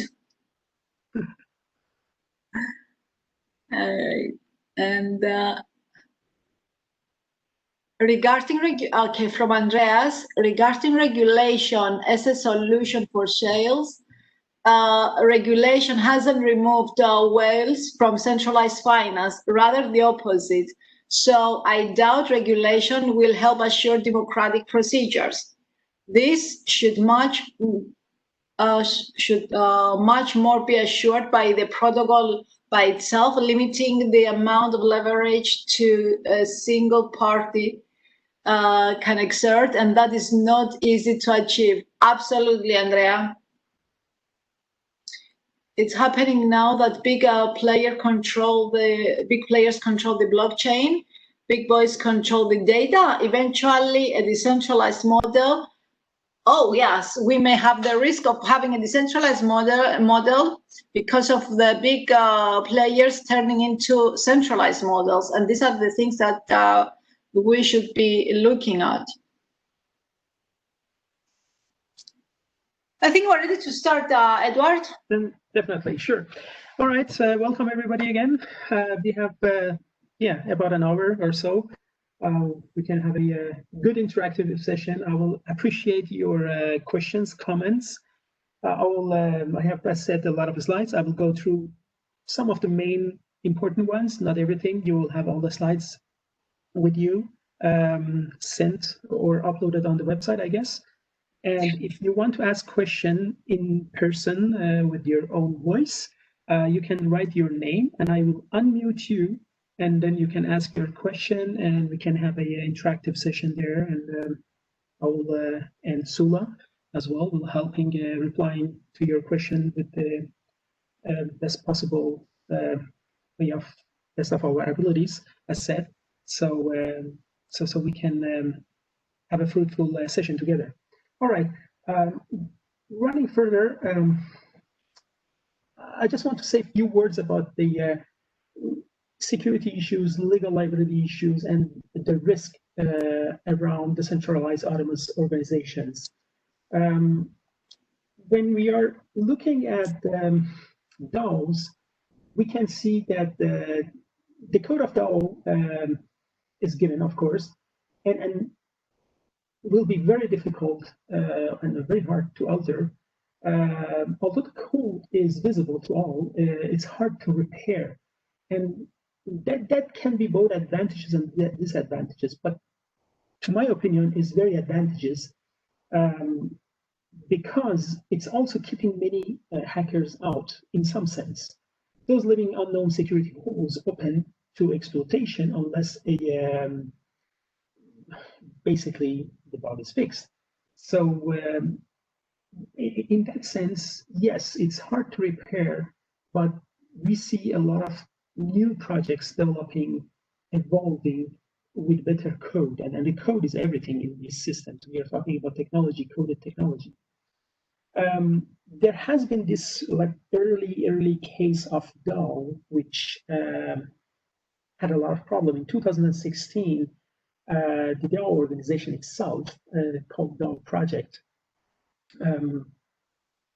which has a multiple issues in the code and the protocol. And I have a few examples of the code and also some links in the slides. You can see further when you get the slides to go and take a look and look at the review of why that happened actually, because of the way it was coded itself.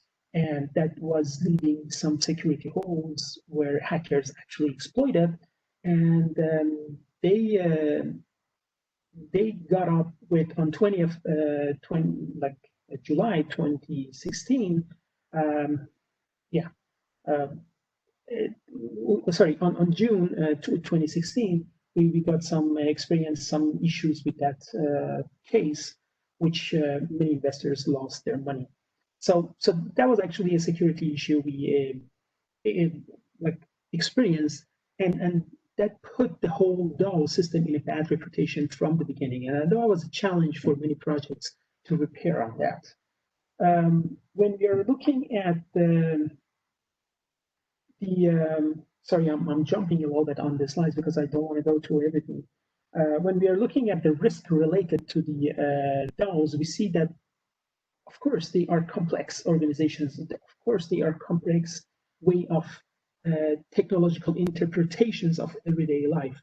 And because of that, not many people get it. And again, it can be difficult to attract enough people to work with it. And that will leave a lot of holes to anonymous hackers. And that's the big risk we see. Some of the main risks associated with implementing DAOs are just its nature of an untested a protocol in a full scale and in multiple verticals. When I'm talking about verticals, I'm talking about industries. It's basically literally not tested in every sort of industry out there. More and more companies, more and more organizations are getting funded to experiment with these sort of technologies, but we are far from having it out there publicly in various verticals being tested. And because of that, it's exposing a huge amount of risk. Also from the way people are getting incentivized to apply and implement these sort of technologies. Then, of course, there are endpoint risks and lack of full incentivizations, because some of the holders and some of the note holders might not get incentivized fully, and because of that, might lack of the system might experience some lack of incentivization. Then there is this lack of standards and regulations around technology. It says itself. The technology is not regulated, and we had a discussion about this, that how much regulation is enough. And this is a huge discussion in the community. So how much this regulation do we need, and how much the governments and regulators, legislators should allow themselves to get hold on this sort of innovating way of thinking, because everything is very new and we don't want to suffocate the innovation itself. Then there is intellectual property concerns and data property ownership. So since most of these protocols are based on open source, and many people in the community, developer community, are trying to contribute to these sort of protocols, sometimes for most of the cases, the ownership is very dispersed, and then it's very difficult to define. Because of that, it's also difficult to have a clear-cut way of looking at the intellectual property of these systems. And again, it goes hand in hand with the investment and the funding and investors and willingness of investors to actually invest in these sort of protocols and the technologies. Because of their nature, I have been experiencing investors asking me, okay, fine enough, I can invest in this, but how can I guarantee that my invested is protected? That's a very good question, and it's also a very good discussion point. The question is, do we really need to own everything, or are we going slowly, gradually toward an economy where nobody owns anything, we just borrow things for a period of time, and just because you're investing, it doesn't mean that you're having it forever. And unfortunately, many investors are thinking like that. They want to keep it because they are investing in it and they want to revenue on it, and at least they want to keep it for a period of time without interruption. So it's a dilemma.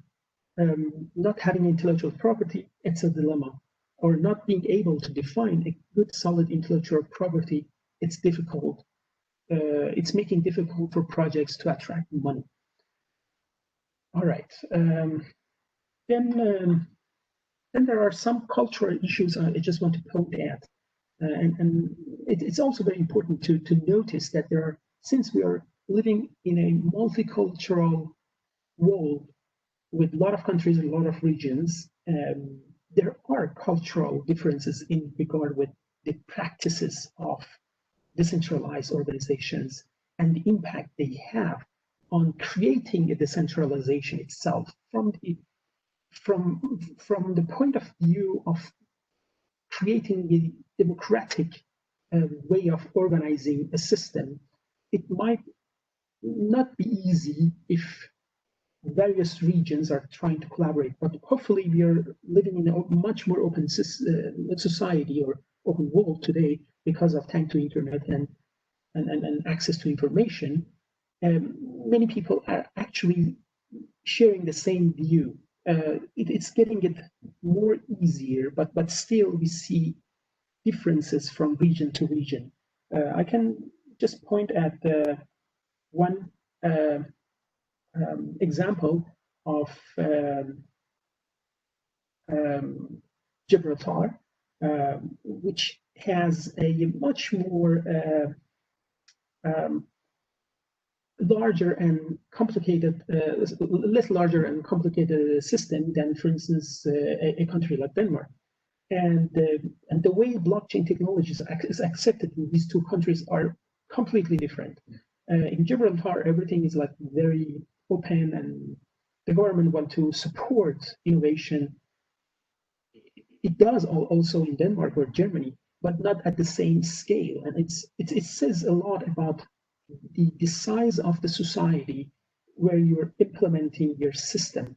And sometimes that really matters. Where are you trying to take off with your system? It's very important for the survival of the system in the future.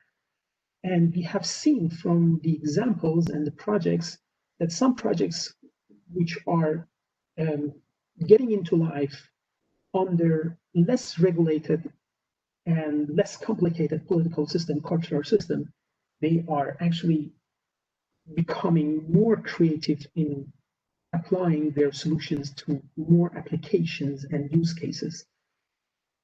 This is not one rule all. It's not, of course, you have really good projects in more complicated political systems, more larger countries like Germany, even US, you have a lot of good projects and so forth. But again, we see a lot of good projects, solid projects, also taking off in smaller regions, in smaller societies, smaller countries.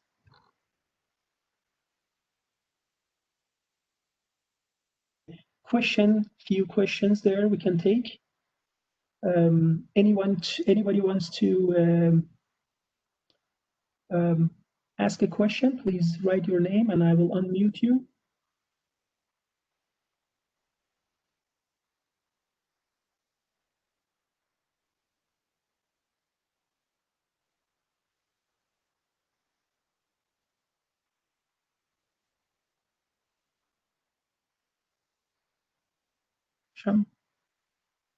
Shamkant, yes.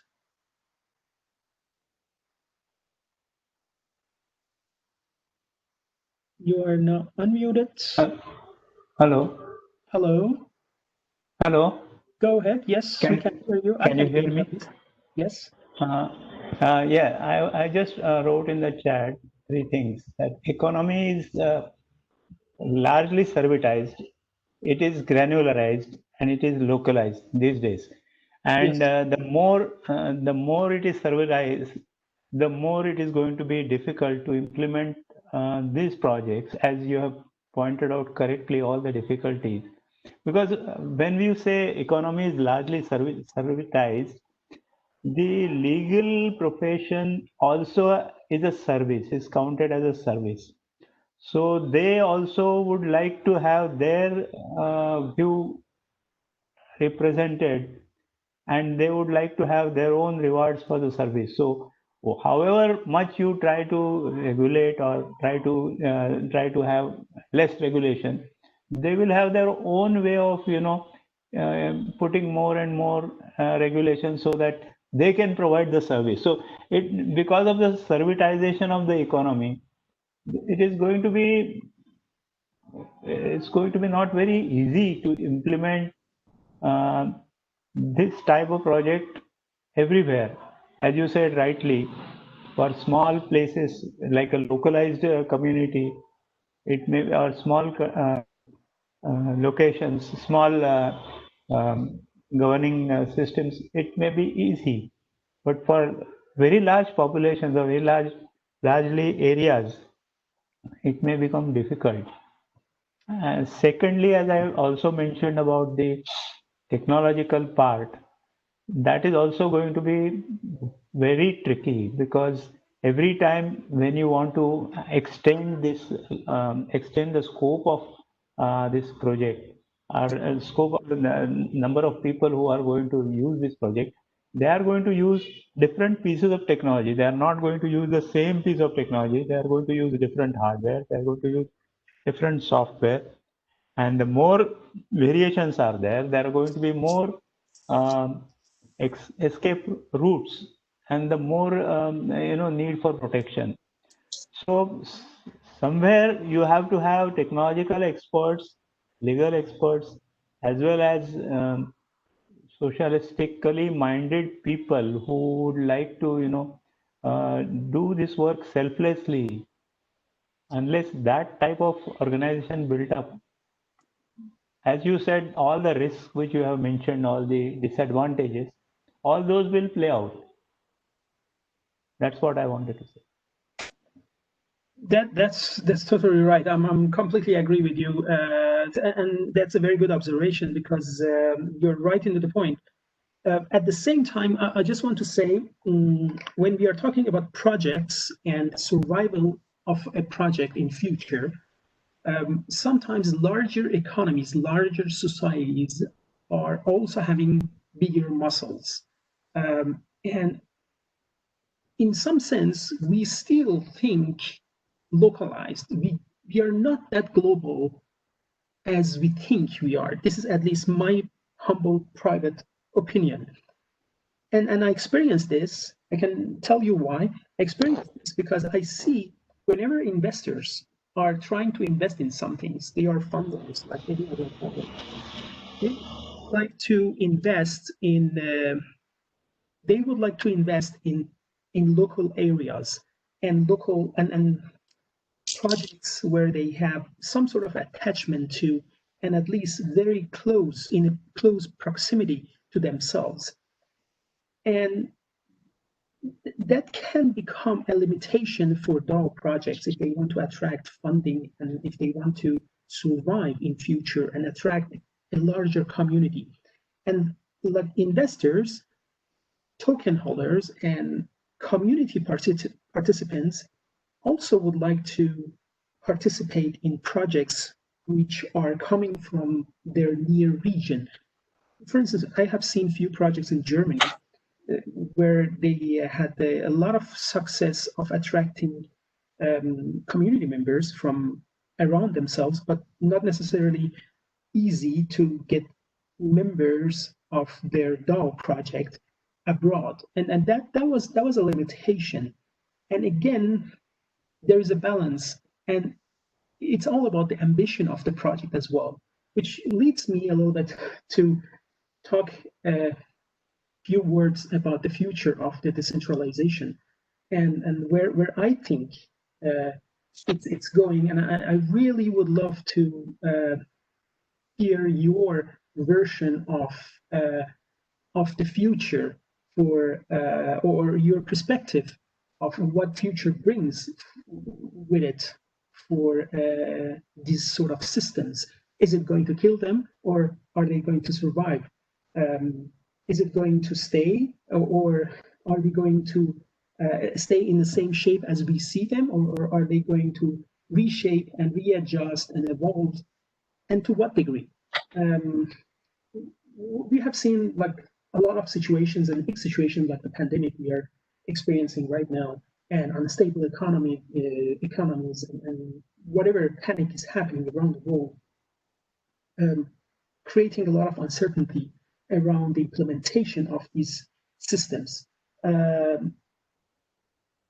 From an investor point of view, or from a person who's pretty much involved in this sort of DAO projects and try to understand them better, I would say the projects with the best market fit, they are actually surviving. They are actually very good to survive. And we don't have a perfect market fit project yet. I haven't seen it yet. People are talking about the DAO governments and so forth in future. I'm not sure if this is happening in the near future, but at least if you are going to create a project and you see there is a exact market fit and perfect market fit in that project of decentralized organization you're creating, I would say that will really be able to meet any sort of fluctuation in economy, in health, various situations of the way a region or a country is going to shape its future legislation, government, whatever is happening, regulation, that's not going to hit them that hard. But if they are lacking a good set of product to market fit, they will be very vulnerable. They will be very, very risky to take a look at. Of course, there is not such a thing as a fully decentralized and autonomous organization. We are trying to getting closer to the way where we have an autonomous way of organizing our everyday life. But far from, we have been discussing a lot about AI and those stuff.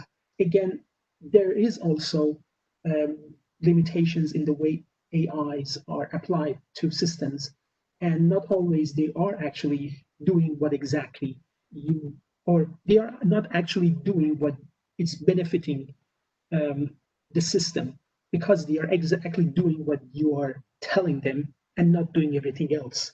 And sometimes you also need to know, as an AI intelligence, you also need to know what is not there. AI coders, as I know them, I know quite few, they are very good at giving AI a set of code of what is going on, but it's very hard for a human coder, even though the best of them, to think of everything in the world to tell the AI what to do. and that's, again, a limitation itself, because it's like kind of impossible to code everything an AI shouldn't do. Normally we code everything an AI should do.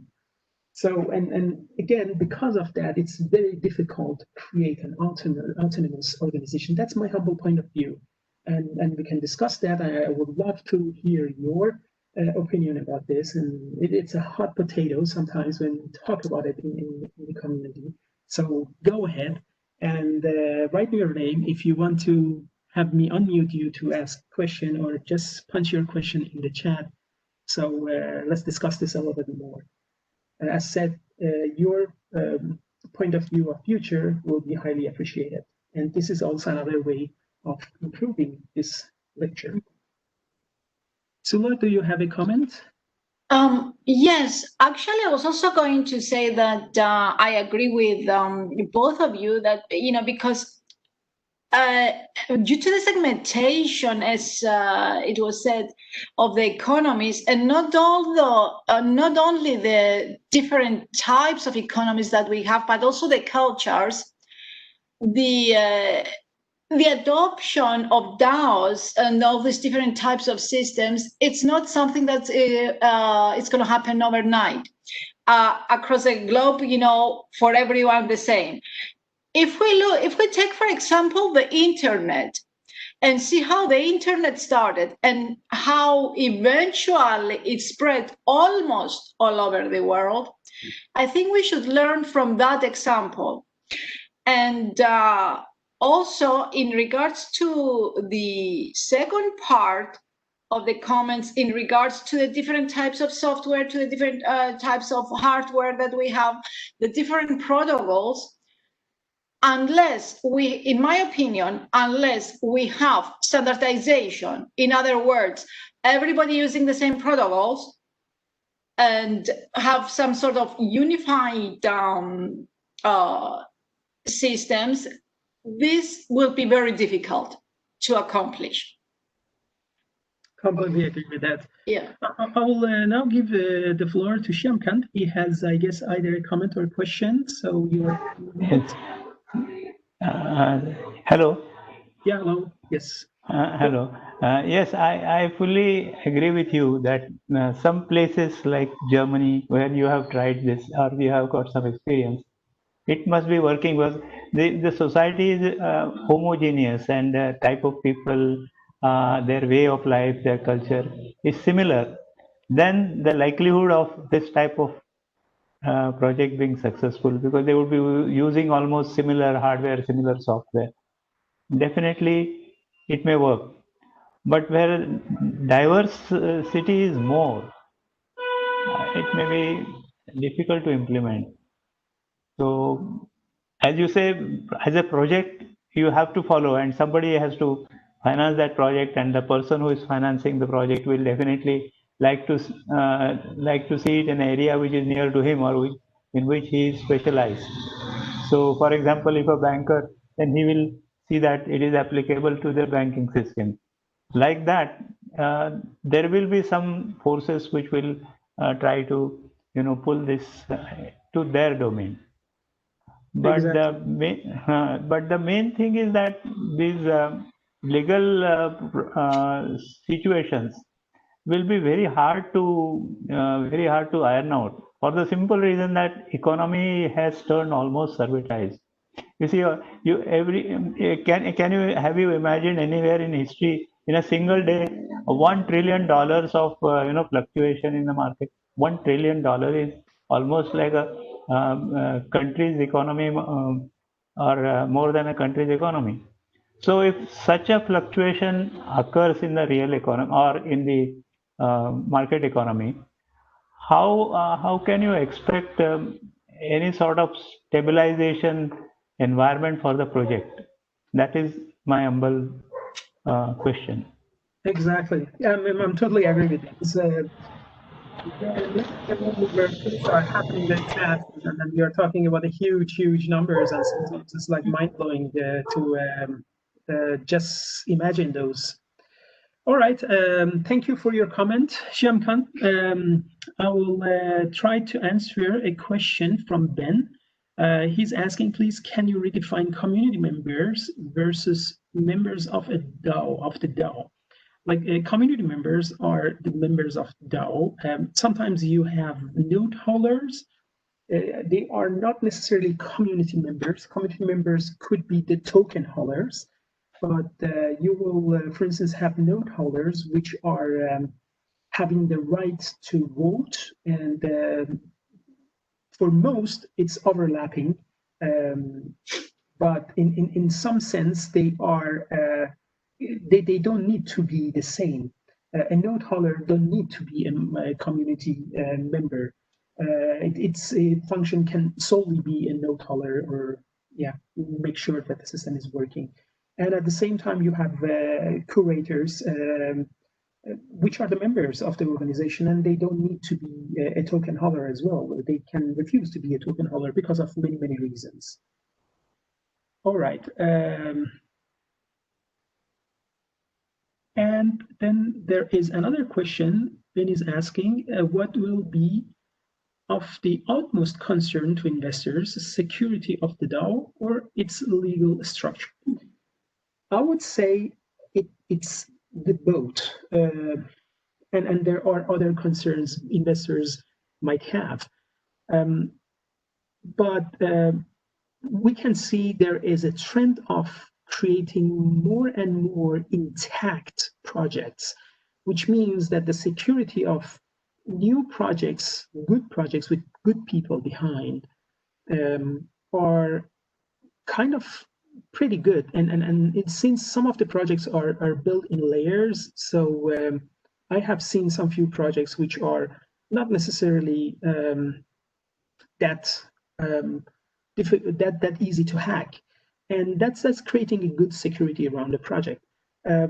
Otherwise, if you're dealing with a bad project, let's say that a secure project, that might be a very huge concern for a potential investor.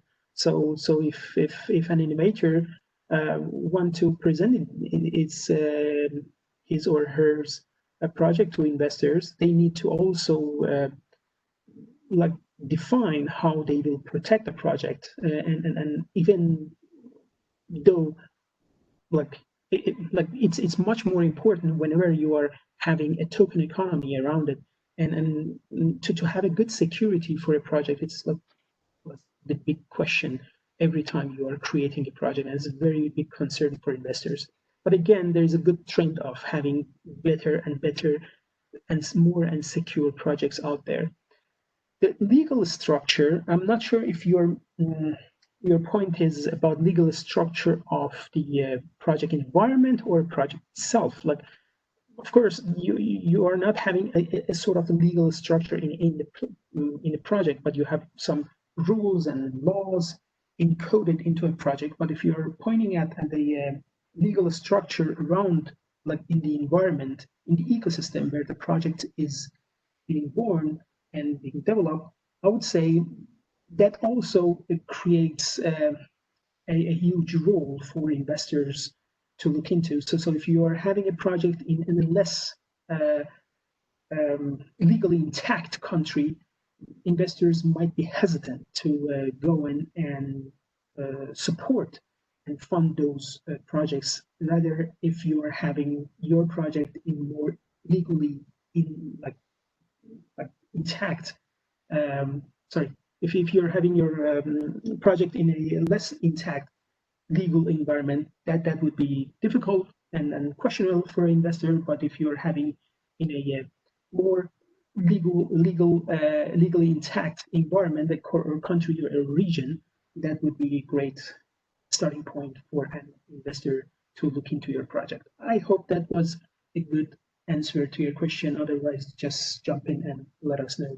You can also ask your question and let me know if I should unmute you. All right, I will try to run through the slides a little bit more. In these slides, there are included some case studies. I don't want to go through all of those. I just want to give you a brief overview of some of these studies, which are the use cases in the DAO. In this slide set, you have a case study around the DAO, you have the Dash project, and you have the Aravan project, which is a really nice one. And the DAO project, which is the failed one, and investors lost a lot of money. It was about $150 million back in 2016, and that was the early example of a failure project, and it was like kind of venture capital financing platform. And you can, when you get the slides, you can read about this, and you can look through the technology, see how it's working, and so forth. What are the limitations? And then I will probably point to the Aravan project and give you an introduction about that. That was very interesting one from the beginning, because it was a way to go from pure DApp to a decentralized DApp. Some agree, some not, but it was like starting as an open source software, which is still in some sense, in most sense, let's say that, and allow for the creation and management of decentralized organization, where the funders promise to empower, freely organize, and collaborate with borders or intermediaries, creating global and bureaucratic free organization. And that was a really nice vision, and the project has been evolved since then. And the main feature of the project was all about removing unnecessary intermediaries, and that's good, because it's like giving a lot of ground to a better tokenization and token economy around the project. That was a really good starting point to begin with. All right, you can also read about the limitations and the technologies, and then I would say for included in this slide, which will not have time to go through, there are some classroom exercises taught, which you can actually look into some coding, behind the scene coding of the DAO attack, and look into what was the problem and how that was evolving. There are a couple of links to a really good description about the code, and some of you might code a little bit and know how codes can be read. You can go through those, and it's one of these links are not that difficult to understand. The other one is a little bit advanced, but I hope that you will have the time to go through these for those of you who like to see how DAO project is actually coded in the Solidity language. Just to give you a snapshot of the problem. It was all about the function split DAO. That was the problem, which was written in a very like vulnerable way, and that was creating hole in the system, which caused $150 million flying out of Ethereum, and a bad reputation around the whole project and upcoming projects. And it was all about the split DAO function, and that small piece of code you see there, that was the part of it, and then which you can actually look into in those links, analysis of the DAO exploit and deconstructing the DAO attack with code tool. In these two links, you will read much more about the coding behind and what's the problem. And it's a very interesting case because it's setting everything in perspective on how to look into the coding stuff and kind of see and what to do and what not to do. Of course, this is only one case. There are other cases and other ways of attacking the system, other holes to exploit for a hacker, which a good coder try to think about all of this and improve its system to not let hackers get in.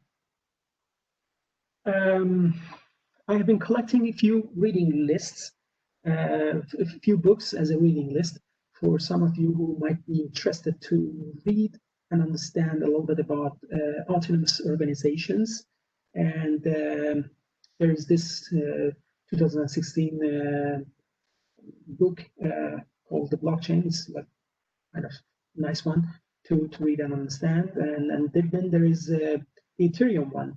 Ethereum one also from 2016. It's all about describing a smart contract, decentralized autonomous organizations and so forth. It's giving a lot of hints about how this is evolved and how these are created. And then, of course, there is this 2020 Decentralized Organization, a complete guide. You can go through and look into various types of decentralization and how to create an organization where you can actually self-assess and create a solid project around your DAO. All right, merci, thank you. This was a brief introduction review of the DAO, and I would like to take your questions, and please let me know if you want to get unmuted. Ben, shall we start with Ben? He asks request to be unmuted. Ben, you are unmuted now.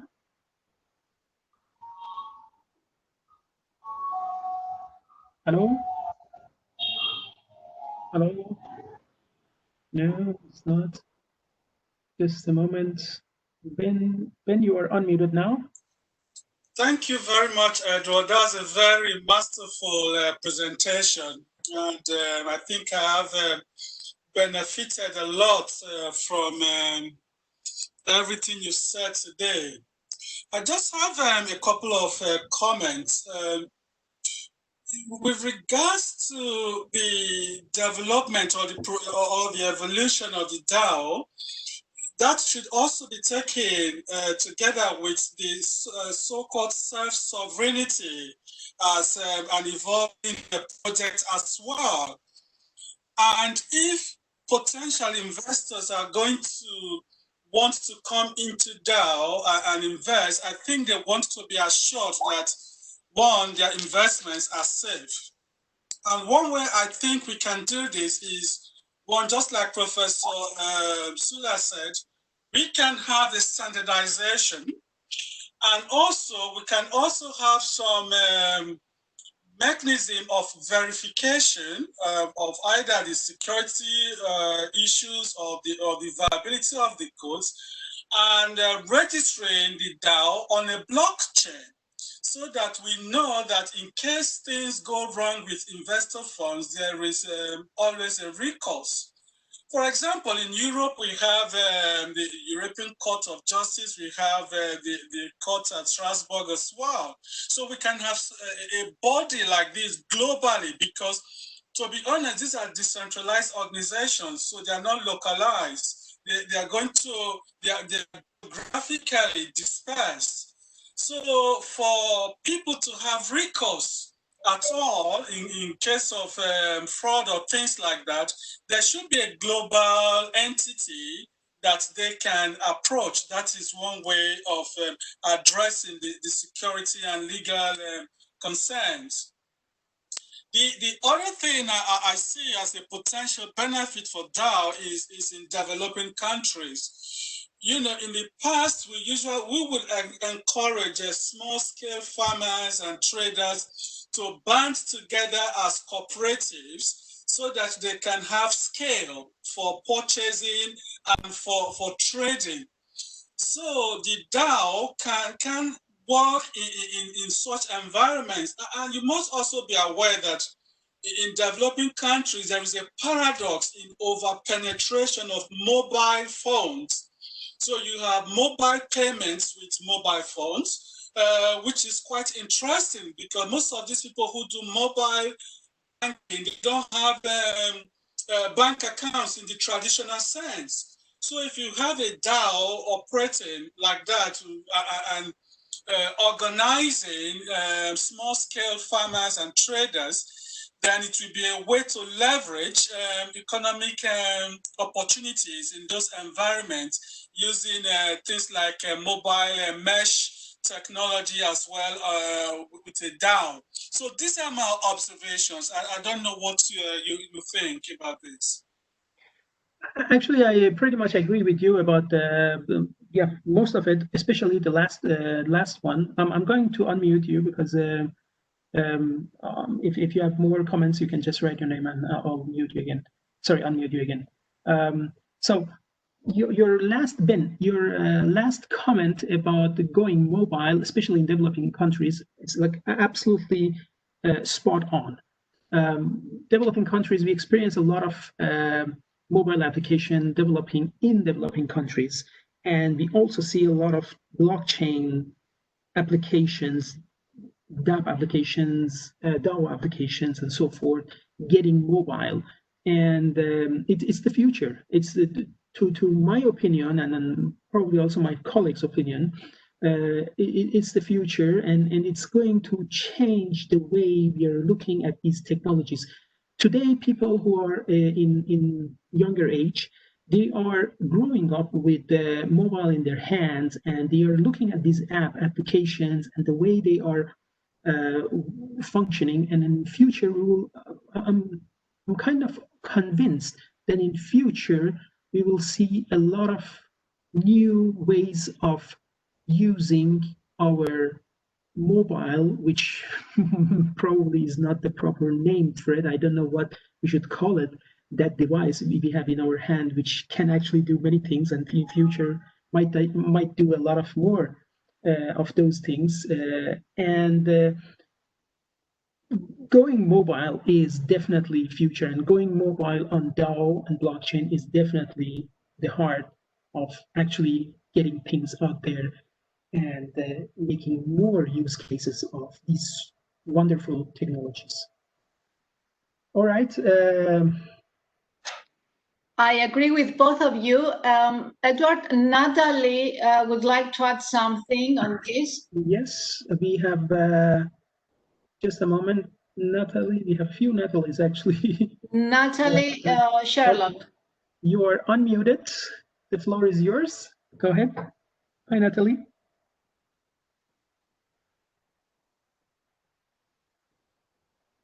I don't know if she... Natalie. Yes, can you hear me properly now? Yes.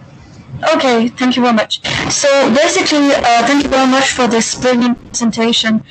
I had an idea a little bit earlier concerning a possible use case for DAOs during this COVID-19 crisis.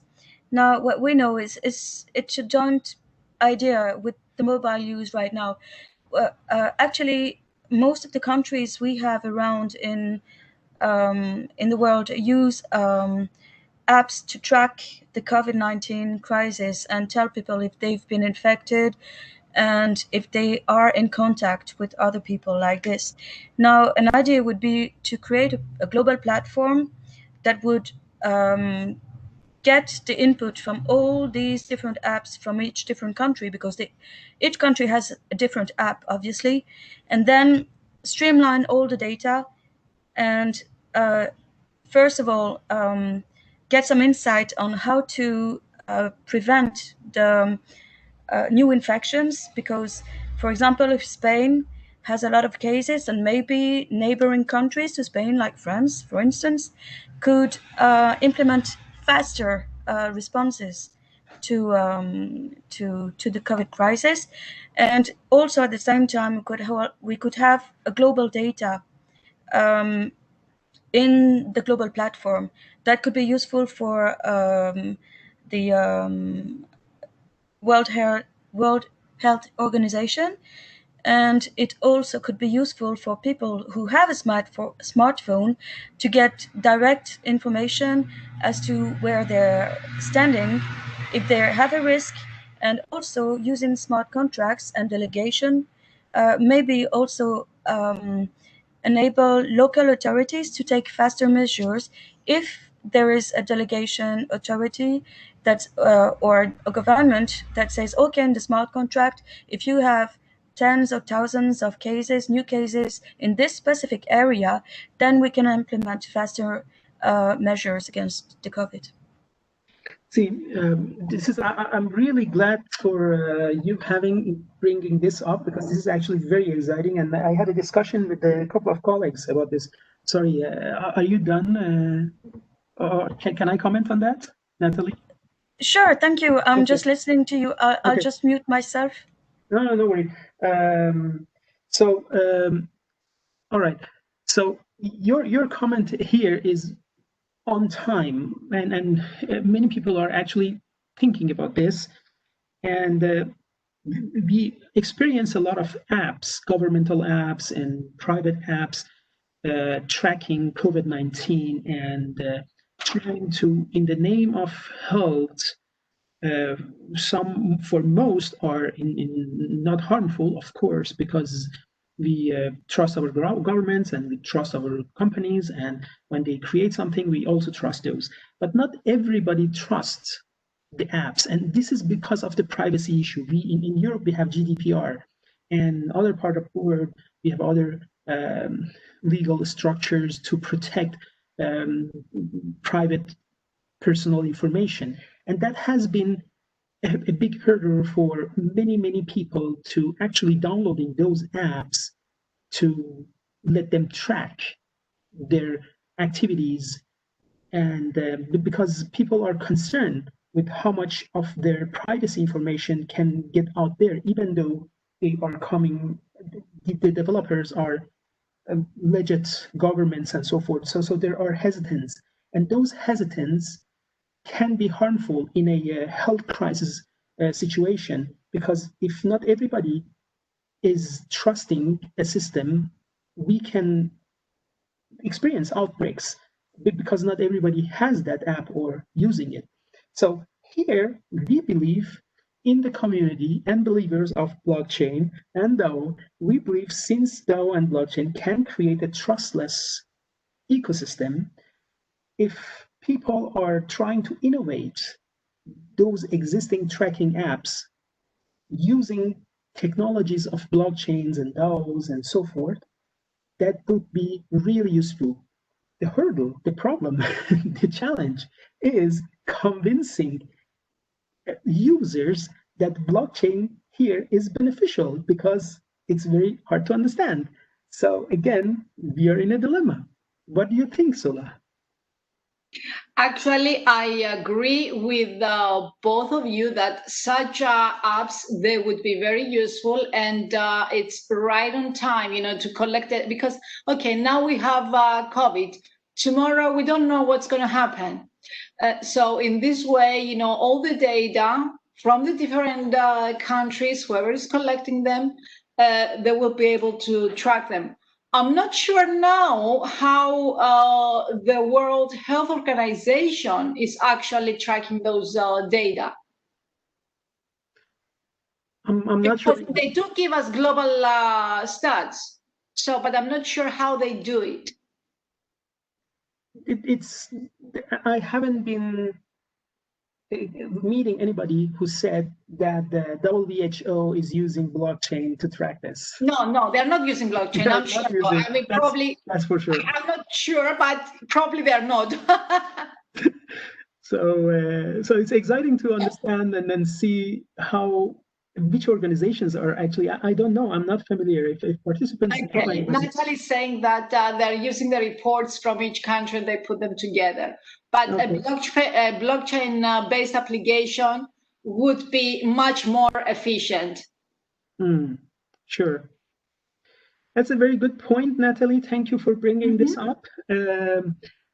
I don't know if there's more comments. If not, I just want to thank you all. And Valentinos has been sharing a link to a questionnaire.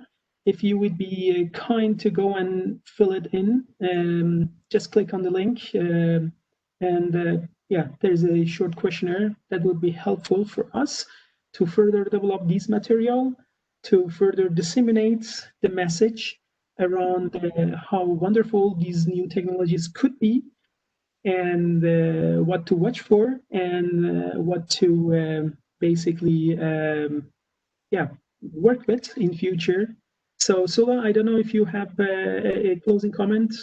Yes, of course. Well, first of all, thank you, Edward, for this excellent presentation, and all the participants for the questions and the discussions, and for being with us today and yesterday. Quite a few of you again yesterday with us on the decentralized applications. Thank you to our host, Valentino. Thank you very much. As always, you're very helpful in this and for disseminating the information. And the last thing that I would just like to remind everybody, all these different slides from all the modules, not only yesterday's and today's, will be uploaded on the Moodle platform. We will be sending out information on how to access them. You may take the quizzes, the exams that will be there, and we will be issuing certificates, provided, of course, you successfully complete the whole course on DLTs. Stay tuned. We have more, many more similar seminars coming up in the upcoming months. So I hope that I will see you all again. Have a nice weekend, everybody, and thank you again. Bye.